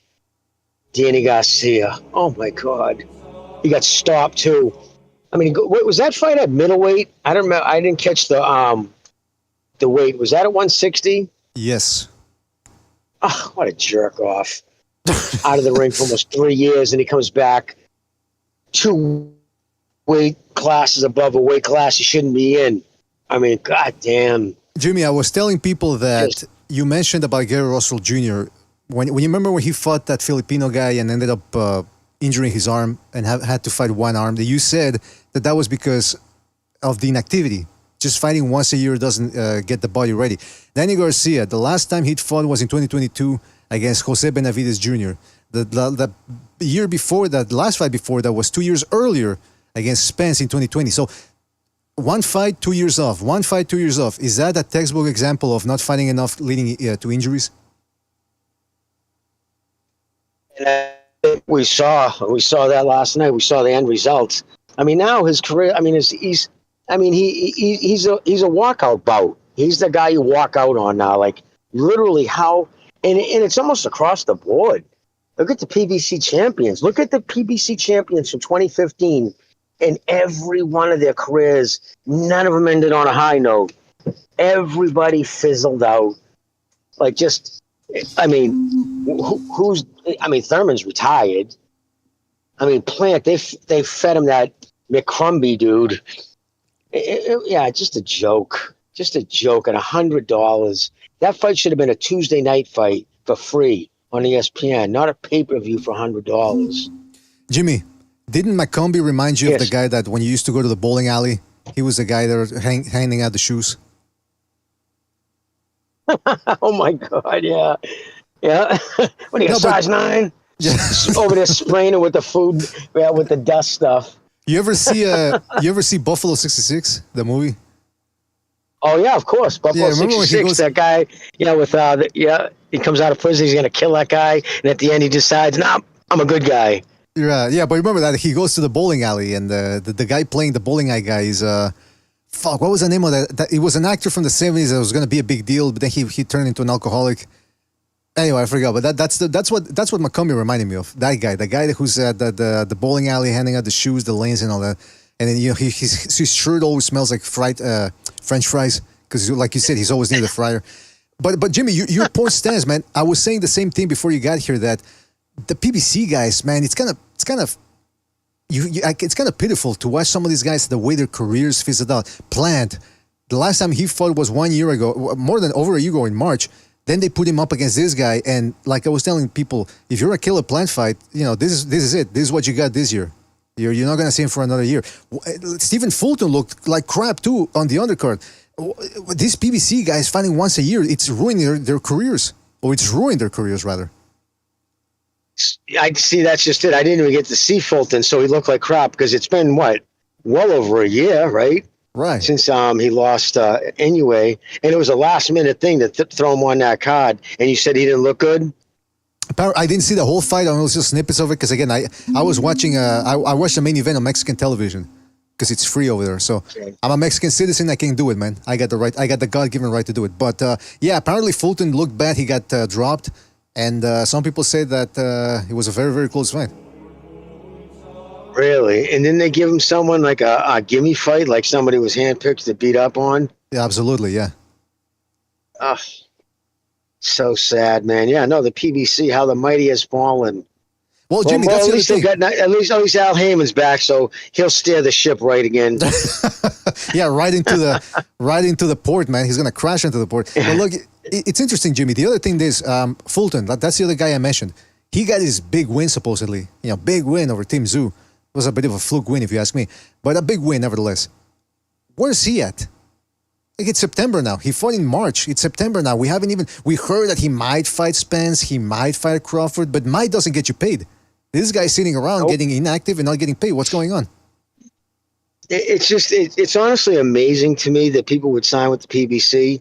It's like you train, you go through all the amateur, all those fights, get all that. Say, okay, it's time to, I'm going to be a pro. Okay, who can I sign with to absolutely destroy my career the best? You know what I mean? Right. Like, it's just insane that you would sign with the PBC. You're lucky if you get in a fight once a year. And we see the end results, every one of them. From Wilder down to Fulton, man. The Chalos, they're MIA. Last time I saw Jamel was in the back of a milk carton. Mm-hmm. You know what I mean? It's just it's a joke. What an absolute joke. And you know but, what? Canelo says his career would have been better if he signed with them. I mean, that was just mud and he was throwing mud in Canelo's. And Oscar's eye. But it's funny to see some of the PBC fans on Twitter. See, he knows. Right. Yeah. And I mean, like I was telling people earlier, I don't take pleasure in watching the PBC fail because I want to see boxing rise to the occasion. I want more fights. But throughout the years on this podcast, we've been telling people, look, the way these careers are being handled, they're not going to end well. And now 6-7 years later, we're watching that. We weren't doing it because we're mad at the PBC or because we hate the PBC or because we got an axe to grind. It was just the decisions they were making at the time led you to the conclusion that this wasn't going to end well. And no, people didn't want to hear it. Because it's true. Right. Right? Everything we said came true, came to fruition. And I would have said the same thing if it was the Golden Boy Promotions or Matchroom or Top Rank that does. And in fact, I've been criticizing Top Rank this year for their lack of quality fights. It doesn't mean I have an I don't know if Bob's got health issues. I mean, he's an old man now. And I'm curious to see how that ship is run after he passes on. Right, right.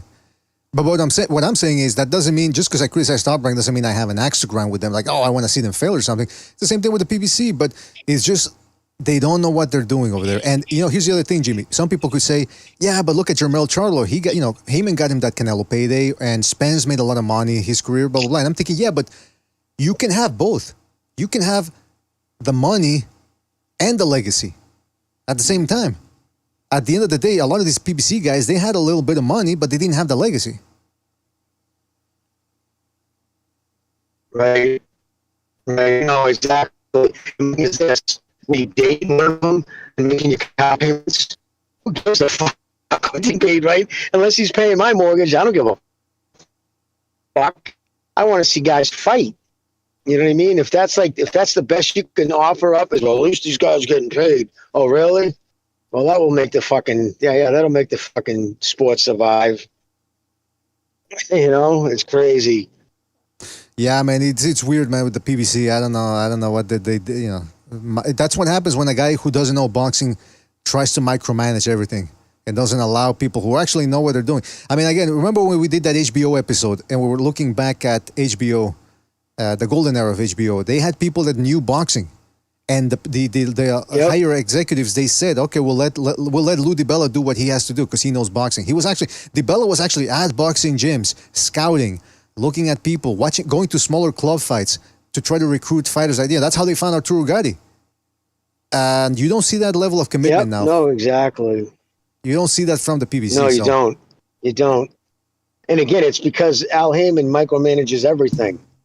You know what I mean? He just uses these guys' promoter's license, but he handles every aspect of it. And at some point, when you do so, it's almost like it's malice. Like, I truly believe, I think he hated the sport.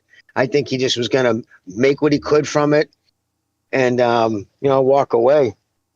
That's honestly what I believe. I don't think he ever had an intention. I mean, how could you have almost $1 billion, over 200 fighters signed, have all Eb's TV dates, and nothing? Nothing came of it. Like, you just couldn't. There was never a story. Like, you fighting. It was just terrible.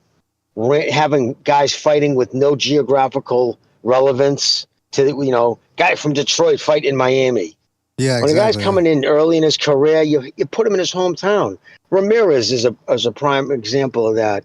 Was never that big of a star, but he was actually he sold big tickets. He was selling 15,000, 16,000 tickets because Bob stuck him in his hometown, and fight after fight, that's where he fought. And he built up a pretty decent career. There you go, man. Yeah. I mean, it's amazing how they stalled careers, ruined careers, and yet people still want to say, oh, no, it was a good management thing that they did. I mean, I don't know. We got to go to a phone call here. Let's go to 919. 919, you're in the air. 919, what's on your mind? Yo. Hey, man, this is my problem, man. But hey, it's Big Facial 150 Dream Team, by the way. Oh, what's up? You know what I'm saying? What's up, man? Issue, man? Yeah, what's up, nigga? Salute, brother. Salute. The thing is, man, everyone wants to give Berlanga credit, right? And I give Berlanga some credit. I feel like he's got a chin, but I'm not going to give him too much credit. You know what I'm saying? He's not very skilled. He's not one of the best fighters Canelo's fought. People forgot that this dude got dropped by Erison Lubin in sparring. He got dropped by Casaurus. He fucking bit Angulo, and Bob Rank sent him on the highway, kicked his ass off of fucking Top Rank. You know what I'm saying? And people forget that fucking Steve Rose beat him, and they robbed Steve Rose. You know what I'm saying? Canelo went decision with this guy, and I feel like he should have stopped him, man. That just shows that Canelo's digressing. I feel like Canelo doesn't want smoke with Benavidez. You know what I'm saying? I feel like Benavidez is a legit threat to Canelo Alvarez. I even think Crawford is too. I know Crawford's a smaller guy, but Crawford's skilled, man. No matter what, no matter how you slice it and dice it, bro. Crawford knows how to move backwards, forwards. He can counterpunch. He's got a good jab. If Berlanga's landing his jab at a decent rate, I believe Crawford will land his, and even Benavidez as well. You know what I'm saying? And that's the best weapon to beat Canelo Alvarez. I've seen it happen time and time again. Mayweather, Bivol, for example, Triple G as well. I thought Triple G schooled Canelo in that first fight. You know what I'm saying? But I don't understand why guys giving Canelo so much credit. Like I said, Berlanga is not that good, man. You know what I'm saying? He's really not a good fighter to me. I gotta ask, just because he went 12 rounds, they say he's great now. You know what I'm saying? Billy, bro, fucking Caleb Plant will beat him. I got dudes telling me Berlanga will beat Caleb Plant. No, he won't, man. The only way he beats Caleb Plant is Caleb Plant's past his prime. That's fucking facts, bro. That is facts. Well, 150, I'm just curious, though, but just for context, how many people are you seeing that are saying that Berlanga is this great fighter because he went 12 rounds with Canelo? Oh, I hear a lot of dudes giving Berlanga a lot of credit. They bigging him up because he went 12 rounds with Canelo. He got dominated, man. He got dominated. You know, the dude's damn near a fucking prospect. Who was his best win? Fucking Pat McCrory? That's his best fucking win? Some domestic level fucking Irishman? Come on, man. Yeah, well, listen, I'll reiterate what I said earlier. I didn't buy the pay-per-view because I knew how this was going to go, and I suspected that Canelo was going to go the distance again in this fight because at 168, especially with his sledgehammer one punch at a time approach, he's not going to get it done against these younger, bigger guys. He needs to either jab more and string together more combos, and for some reason, he seems intent on not doing it. So I think it is indicative of him regressing as a fighter. And it's a combination of the weight that he's fighting at as well. I think this is the best he can do against these guys. As it pertains to Berlanga, I'll give him some credit for the defense that he showed, but he lost every round after all the talking he did. And for Canelo, you know, I'd have more criticism for Canelo though if this fight would have been closer. As it is, he treated the guy like what you said he was, a prospect. He beat him for all 12 rounds, damn near, dropped him. And, you know, if he would have struggled, yeah, I would have been like, all right, Canelo's definitely done. I think he's regressed, but I don't think he's quite done yet. And I still want to see the Benavidez fight. That's the one I want to see. I don't want to see the Crawford fight. What do you think? Yeah, I think Alvarez, like, he still fights at a high level. I'm not saying he's washed or nothing like that. He's definitely regressed. I noticed his regression against John Ryder. That's when I really realized it. You know, and as I keep watching him again and again, you know, to me, Canelo's not really the best finisher. Like, when he hurts dudes, he doesn't really jump on them. He just cruises after he hurts them. He did it with John Ryder. He did it with fucking Munguia. He did it with now Berlanga as well. He just hurts these dudes and just cruises to a decision, man. You know, like other fighters, they know how to finish, like Crawford, for example. I know guys don't like Crawford and shit. You know, I'm not a Crawford fan, man. You know, I'm really not, but I respect the dude's skill set. Like, when he hurts a dude, he's going to finish him. He's going to jump on him. He's going to get him out of there. That's just his style, man. That's what he does. Canelo doesn't really do that. You know what I'm saying? Especially nowadays. Like, that's why I feel like he won't beat David. David's too big. He's too active. Canelo's stamina's not going to hold up, you know? Yeah, that's the thing, though. That's the thing. Because, go ahead, look, brother. Go ahead. Canelo, punch for punch, Canelo hits harder than Benavidez. Look at Canelo. One thing you can say is the power's still there. The way he drops guys. I mean, look at how he dropped Berlanga. He dropped him with a lead left hook. Didn't even load up on it and dropped him, the motherfucker. That's a big dude in Berlanga. And by the way, that's the other thing. You know, look, yeah, Caceres dropped Berlanga, but he didn't exactly beat him in that fight. I mean, you look at Caceres' face, Berlanga fucked him up. Whereas Canelo walked away out of there fairly clean. So defensively, Canelo still has his skills. He still has his reflexes. He still has the power. The problem with Canelo, like I said earlier in the beginning of the show, is the delivery system.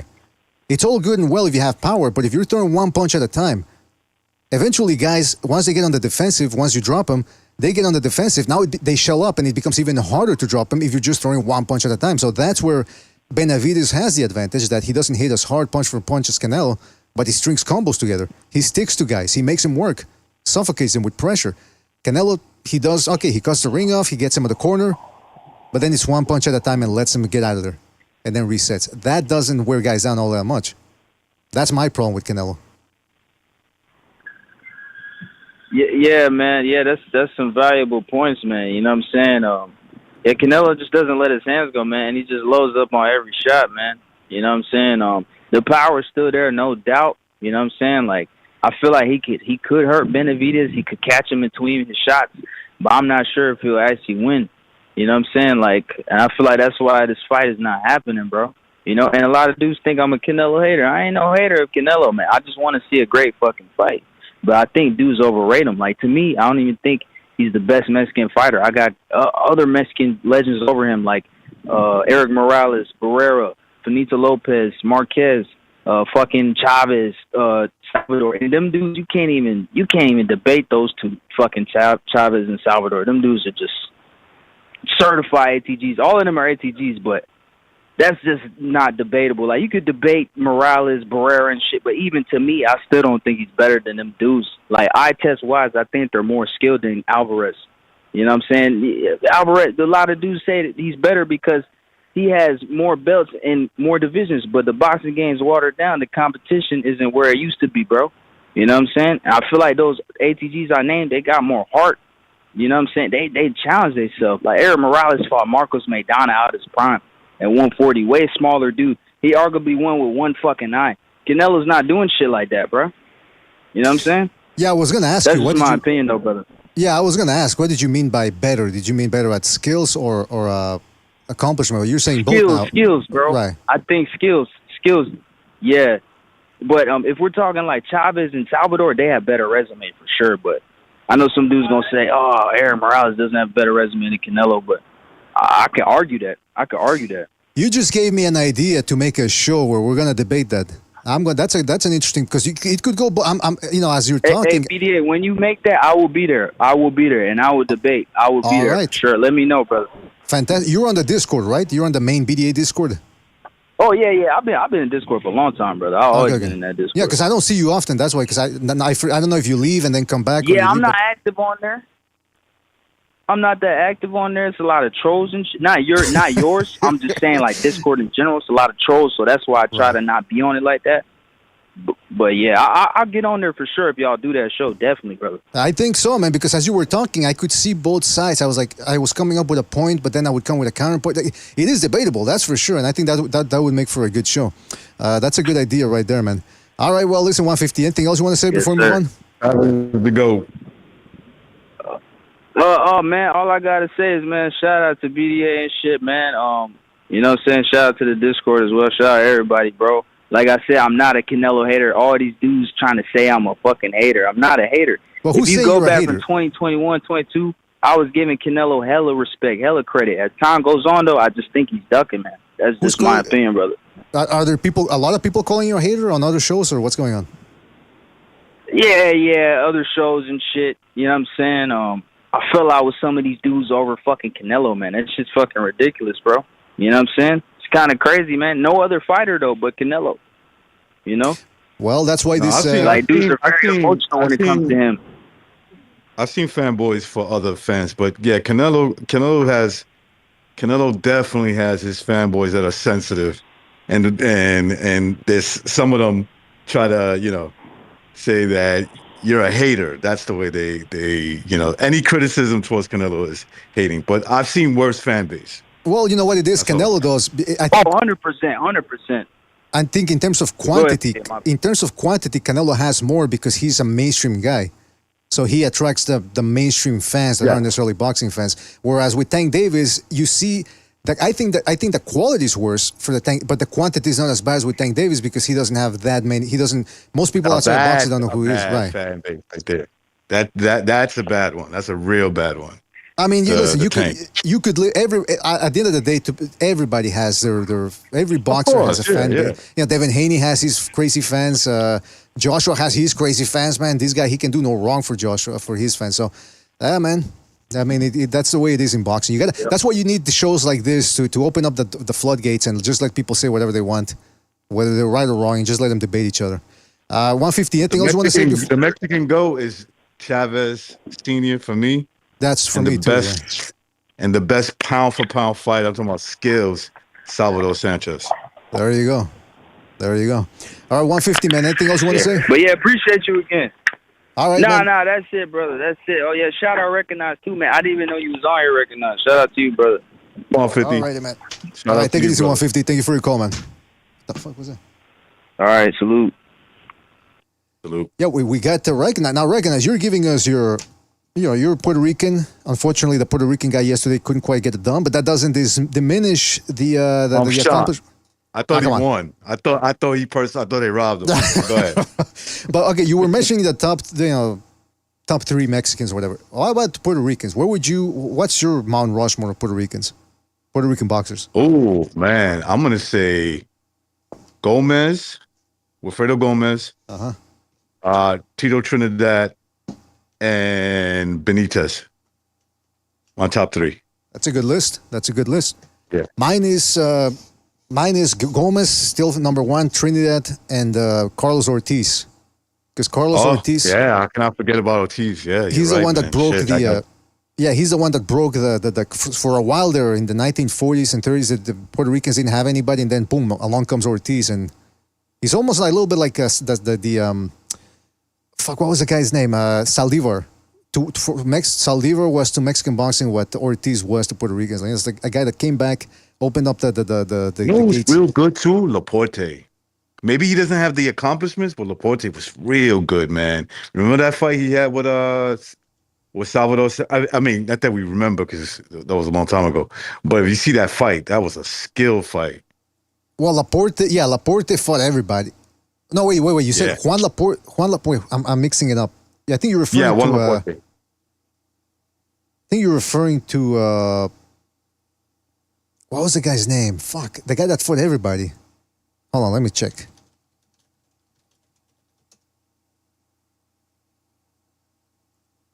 Laporte is the guy that fought Gomez and he knocked out Rocky Longridge, or? Oh yeah, Juan Laporte. Yeah, you're right. Yeah, Juan Laporte. He's the guy that knocked out Rocky Longridge. He's the one that fought Gomez. He's the one that fought Azuma Nelson. He fought Eusebio Pedraza. Yeah, that dude. He didn't beat those dudes, but he fought them all, and he gave almost all of them tough fights, man. And like I said, I think he's the only one who knocked out Rocky Longridge. Straight up knock him out with a right hand off the ropes. But what was I confusing him? I was confusing him with the first guy to beat Duran. I don't know why I'm blanking out right now. Mixing up the names. Jimmy, what was the first guy to beat Duran? What was his name again? Can't believe I'm forgetting. I just did a video on the guy. It's gonna be on the boxing most shocking moments. I'm gonna have to go fucking. I can't believe I'm zoning out here. First guy to beat Duran? Esteban de Jesus. Shit. Yeah. Oh, okay, yeah. I don't know why I was mixing up Esteban de Jesus with Juan Laporte. The name I fucked up here. Hey, you know what? I blame you guys. No, hold on. I blame you guys because I was here by myself for almost 2 hours yapping. So I sort of zoned out now. My brain's fried. I blame you guys. Sorry about that. I'll take it. That's my fault. I'll admit it. Hey, speaking of Puerto Rican fighters, Shakur Stevenson. Apparently, bad news. I'm just saying, bad news, fellas. Bad news. He had a fight scheduled on the undercard of Beterbiev Bivol. It's off now. The guy hurt his hand. You call that bad? Wait. You call that bad news? Well, I mean, it depends, right? What do they say? Beauty in the eye of the beholder, or whatever. Right. So Shakur Stevenson hurt his hand. Now, Jimmy, during the pandemic, Shakur Stevenson was the first boxer to fight after the lockdowns. So he fought in June, I think. That's when they restarted boxing in the bubble. He was the first fighter during the pandemic to come back and fight. And he hurt both hands against some no-name Mexican. And I remember you were saying that it's bad punching technique that led to that. I don't know if you saw the video. I don't have it with me here propped up, but I don't know if you saw it. But he threw a right hook to the body. Yes, no, it's absolutely. Sometimes he slaps too with his punches. You know why? Because he doesn't turn him over. He doesn't turn him over enough because he's not looking to stop people. Dude, dude is so flawed, man. I don't understand what people see in him. Like, he has good reflexes. Like, that's what he has. Good fast twitch fibers. That's it. Exactly. Very fast twitch fibers. And again, remember what I was saying, bro? He was going to be deadly at the biggest heights. I said even back when he was dominating at 130, I said as he gets bigger and starts going up in weight, he's going to lose a lot of his advantages. Yeah. And so, yeah, no. And I mean, see that he's the much bigger guy come fight night, and he could barely break it. You know, he could barely crack. You know what I'm saying? He can't really do damage. He's not a pound for pound fighter, bro. He's a slightly above average fighter, in my opinion, with limitations. Yeah, I would say he does one thing at an elite level: his jab. He's got an elite level jab. It's fast, it's straight. accurate, but nothing else out. Like his power is almost non-existent. Yeah, he doesn't get hit because we see what he does. He jump. I mean, he doesn't want to get hit. He goes. All you gotta do is punch him in his mouth, and the jab goes away. That's the problem with him, because he starts fucking leaping away from you. Well, I've seen that last fight, man, when he was just going crazy. It's bad. What's up, BDA? Yeah, I've seen way too many videos. I mean, there's 2 videos out there now of this dude getting hit in sparring and then calling a timeout. And I mean, I'm thinking, well, what's he doing? I mean, well, okay, if you're injured like the way he did, because this was another timeout that he called after he hurt his hand. But I can understand hurting his hand and calling a timeout because that's career-ending, potentially career-ending stuff. But when a guy hits you and he hurt you in sparring, you call a timeout. He didn't even buckle the legs or anything. He just got hit hard, didn't like it, and said, timeout. And he himself said that verbatim. He said after the Nakatila fight, he hit me with some stuff I didn't like, and so I decided to play it safe. And I'm thinking, okay, that's great for you, man, but nobody's going to want to watch you fight afterwards. I'll give you an example. Andre Ward apparently showed up to the Canelo festivities for the weigh-in. He was I think he was doing TV interviews and all that, and people were saying that nobody recognized him. Nobody was going up to him. That's what I heard. I don't know if it's true or not, so it's hearsay. But it wouldn't surprise me because this is a guy that had a very confrontational and adversarial relationship with both fans and the media. And he would always say, look, you guys aren't fighting. Stay in your lane. I'm the boxer. I fight the way I want to. Okay, you fought the way you wanted to, and now nobody cares about you anymore. Now that you're retired. So it's the same thing with Shakur Stevenson. The media picks and choose, like the media wants to like Andre Ward. Barry Bonds hated the media, and he's paying for it today. Is that right? Like, it just goes to show you, some people, like Barry Bonds hated them, right? And he's clearly, there's no argument about it. Like from like fucking, let's just say the last 70 years, he's the best baseball player ever, right? In the last 70 years, and he hated the media, and they hate him right back. He's not in the Hall of Fame, right? but fucking Andre Ward hates the media. They still love him. Yeah, that's a good point, man. That I mean, I don't know what it is, man. Maybe because Sammy Sosa isn't. Maybe it's because Sammy Sosa decided to try to, you know what he tried to do. I'm putting up the photo on the screen here. Well, he openly admits he blocks on Twitter. I block more people than I follow or something. He made a comment like that. I mean, everybody. He blocked Steve Kim. He blocked everybody. He blocked me because after the Canelo fight, the first Kovalev fight, I tweeted that, oh, yeah, no, Canelo won that. I mean, whatever, fucking Kovalev won that fight. Nope, that was too much for him to hear. Block. Like, what do you, so did you literally scour Twitter to find people who, like, Kovalev won that fight? It was crazy. Kovalev won that fight. Yeah. Oh, easily, going away. He knew it, so he had his head down. He was already thinking, oh, it was my shoulder. In the winter, okay, it was my shoulder. That's it. I wonder where is that? I do it all along. Like, come on, dude. And what's fucked up too is he a year earlier said, "I'm not that kind of guy. If I lost the fight and the judges gave me a bogus decision, I got too much integrity, man. I'd speak out and demand a rematch, or I'd say, listen, I didn't win that fight because I would want to judges wrong." And then to turn around and say, "Oh yeah, no, we won that fight." Right. Well, I mean, this is the integrity Andre Ward has. He tried to film a guy in sparring. That Steve Kim and Montoya told that story about how they were at a private gym at Victor Conte's private gym, and one guy that Andre was a snack guy, and he was training to fight, I believe, an Andre Ward guy, and Andre Ward showed up there to watch the sparring, uninvited, and actually one of his guys started filming. They got kicked out of the gym for that. So he's one of those dudes, like, win at all costs, dirty, elbowing, headbutting. It is what it is. So him trying to talk about integrity, I don't buy it. But by the way, Jimmy, no offense, but I got you blocked on Twitter too. So, I mean, it is what it is. I'm not surprised Ward has you blocked as well. But I will say that what we were talking about, Shakur Stevenson. So Shakur Stevenson, he hurt his hand, and that's what Bucho was saying one time. He was saying, look, people talk about punchers as if, they're unskilled. You hear the term unskilled puncher. Oh, he's just an unskilled puncher. Being able to punch takes skill because it takes good technique for the most part to be able to turn the punch over, to have, to train your wrist, not to have to be stable. It takes, to be stable with your feet when you punch so that if you miss, you're still in in position and in balance. And you know what? When you overcommit with a right hand, people get scared of throwing right hands sometimes. People don't want to throw right hands, straight rights, because they're afraid of overcommitting. So a power puncher has to take risks, and he has to have good technique to do so. So punching power is partially attributed to technique. The fact that Shakur Stevenson doesn't have that, it's always busting up his hands, like Jimmy said, is indicative of a guy who doesn't have good punching technique. No, it doesn't. It's called, we used to call it pouring milk.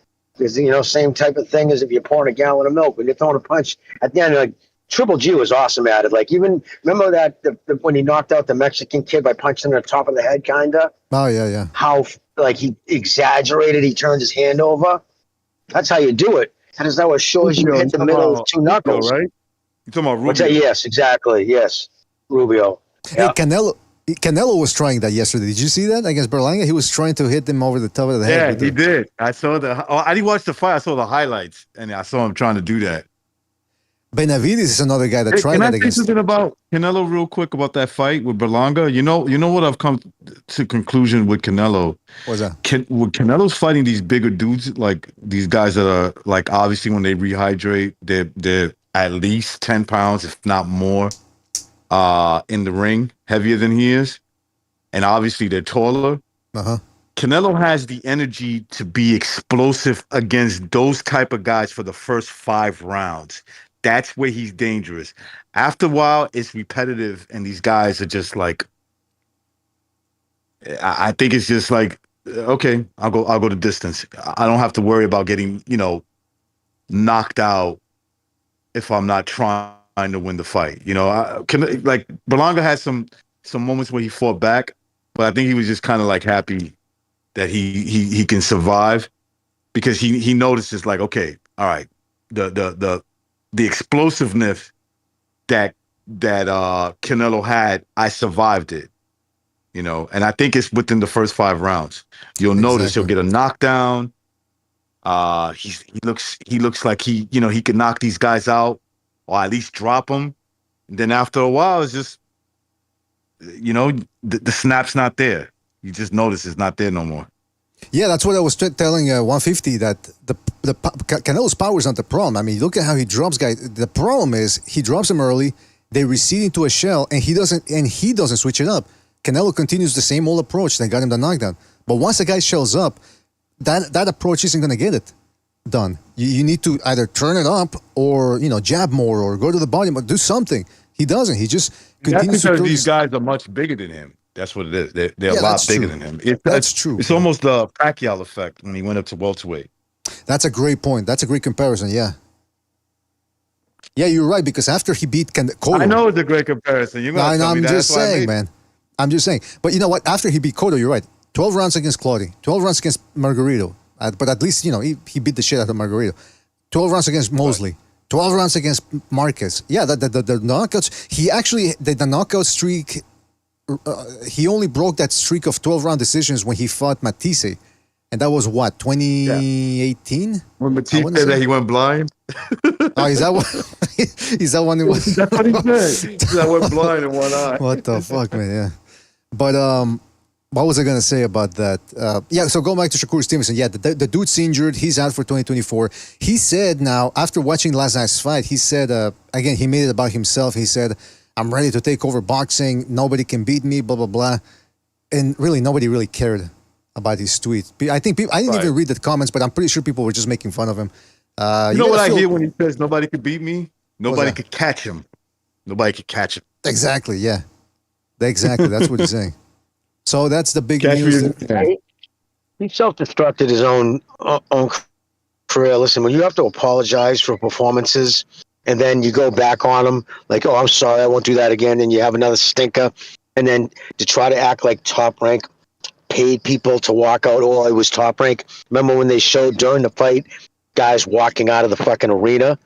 That was ESPN. That had nothing to do with Top Rank. They don't control the cameras. Exactly. That was ESPN, but he tried to put it on Bob. Bob wanted to make me look bad. What the fuck does that have to do with anything anyways? No, you made yourself look bad, you asshole. The way you fought made people walk out of the arena because you fucking stunk up the joint. I mean, think about it, Jimmy. We've talked about this before. You know, after every Shakur Stevenson fight, we broke it down. But let's just recap.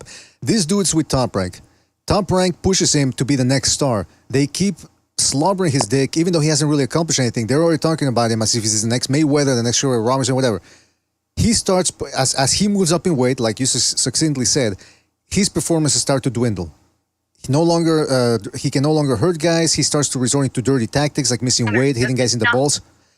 And then all of a sudden, because of that, he starts blaming Top Rank that they're at fault. Even though they did nothing but give him good fights, they kept him active, they got him paid, they offer him a 5-fight, $3 million per fight deal. That's not good enough for him. $3 million is not. He needs to earn more. Even though he bores people to death, he wants more. So now he leaves. Now apparently Top Rank's the bad guy. Top Rank's at fault for some reason. I mean, this dude. Bro, if I could bore somebody to death for a guaranteed 5 events at $3 million a pop, right? And my job is just to bore you. Oh, I'll be the best boring guy ever. This face that he's making here, that's the face we make when we watch him fight. Sort of like falling asleep, big ass head. That's a big ass head he's got. Look at it. But anyway, we're making that face right back at you, buddy. Exactly, exactly. Yeah. But yeah, man. I mean, it is what it is. Eddie Hearn just picked him up. Now the guy gets injured, so bad news for Shakur Stevenson. But a lot of people, some people are saying that it's good news for boxing fans that we don't get to see this guy on the undercard. Speaking of undercards, next week we've got Joshua versus Dubois, and guess what? It's a decent card. It's not the best Riyadh season card, but it's better than what we had last night. That's for sure. And it's only $20, $20 to watch that good card. So I'm looking forward to that one. We're gonna talk about the zone, right? It's on the zone. Yes, right. Yeah, at least here in North America. I'm looking forward to that one. Dubois is on a streak. He's feeling confident. So it might be he might bring it. You never know. He might bring it. It's going to be interesting. There's a whole bunch of other stuff to talk about as well. We're going to cover all of that later on in this week. Anything else you guys want to say before we move on? No, that's about it for me, man. I want to see Canelo Benavidez. That's it. Canelo Benavidez. The fight I'm interested in. Benavides. Remember there was a guy that kept calling him Benavides? Benavides. I don't know who that was. Oh, hey, by the way, I wonder if people like watching sparring footage of boxing, because a lot of these pro boxers, they don't like putting their sparring footage out there, which is, to me, is ridiculous because we get to see you fight. Well, why don't you want to show sparring footage? Oh, no, well, I'm working on this, I'm working on that. Well, listen, you can work on it, and even if we see it in the ring, in sparring, that doesn't mean it's not going to work. If it's done quickly, it's going to work. So these guys are too scared of, I don't want to see, I don't want my sparring footage, whatever. This dude, I just found this channel 2 weeks ago, and I think I pretty much watched every video he has on now since then. It's called Parallel 8 Productions. And he goes to gyms all over the United States and films. As you can see, he also films amateur events. But he's filming some high-level amateurs sparring. They're going really at a good pace, really decent. So, and you never know. Some of these guys that you're watching in this sparring footage, you might see them become pros and maybe even make it pound for pound one day. So check it out. It's called Parallel 8 Productions. They kicked him out of an amateur event, apparently. He went to an amateur event and they kicked him out, and it's weird. He says that it's maybe because they already had a recording crew and they didn't want anybody else in there, or maybe because of something weird like that. They kicked him out, and the guy paid for his press pass and everything, and they kicked him out. I thought that was distasteful. So go check this guy out. He's doing it on his own. They used to kick people out of the like little. I'm talking about lower level amateur events, like little tournaments that the PAL would throw. Like if you were too loud or whatever, and like they were like, yo, kick him out, get him out. Just fucking throw out audience member. Yeah, no, you know what? Yeah, that's true. That's true, because the amateur events, it's a whole different thing than a professional. You know, professional events, you hear people cheering, jeering, whistling at the crowd, at the ring card girls and all that. Amateur events is much more reserved. You can still cheer and everything, but they'll actually warn the trainers to keep quiet if they're screaming too loud or whatever. So yeah, it's a whole different world. But this dude didn't do anything like that. He was just filming, and they actually called the cops on him too. He says that when he was being escorted, he saw cops out there like watching him. It's like, what the fuck? I don't know. I thought that was weird, man. So go support that dude, man. He's doing it All What's on his the channel? own. Parallel 8 Productions. Okay.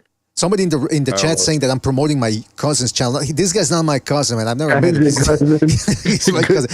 Whoever that is, good observation. Good observation. Regiment Thomas, that's the guy. Rigman Thomas. Rigman Thomas, that's my cousin. That's not my cousin. I think it's an Afro-Anglo, I think, who does it. So unless somehow I got Afro-Anglo in my family, I don't know, man. But what was I going to say? Oh yeah, by the way, Donald Trump, apparently there was a shooting at his golf course. I don't know. What I told you, man. I mean, I don't want to get too, I don't want to get too political, but I told you, by hook or crook, he ain't making it to the White House. Interesting. Was he there? Was he on the golf course at the time? I don't know, man. I don't think he was. It was in Florida, by me. Well, I had nothing to do with it. Yeah, I was going to ask you, where were you? By me. I was going to ask, where were you half an hour ago? Hey, listen, man, everybody knows I was home. All right, everybody knows you can check. Is that why you weren't on the show earlier? You were at the golf course? I was asleep. I was taking a nap. Yeah, right. Doesn't sound very convincing there. All right, listen. We got to go, but shout out to all of you guys for joining. Shout out to Recognize, shout out to Jimmy. Shout out to everybody that called in, everybody that donated with the super chat, everybody that listened. Of course, as always, glad you guys enjoyed the show. Hey, hit the like if somebody out there still hasn't hit that like, hit it now, and hit it twice, just for good measure. All right, fellas. Thank you for using Blog Talk. Shut up. And shout out to everybody in the chat, man. Shout out to Dark K Dog, J.A., I Am Your Leader, Amok, Alonzo, Handful Box Review, Rigman, Baron Evola, J.A., I Am Your Leader, Sam Rando. And if I forgot anybody, it's because we got to go, fellas. Well, shout out to you. Thank you for joining us. Enjoy the rest of your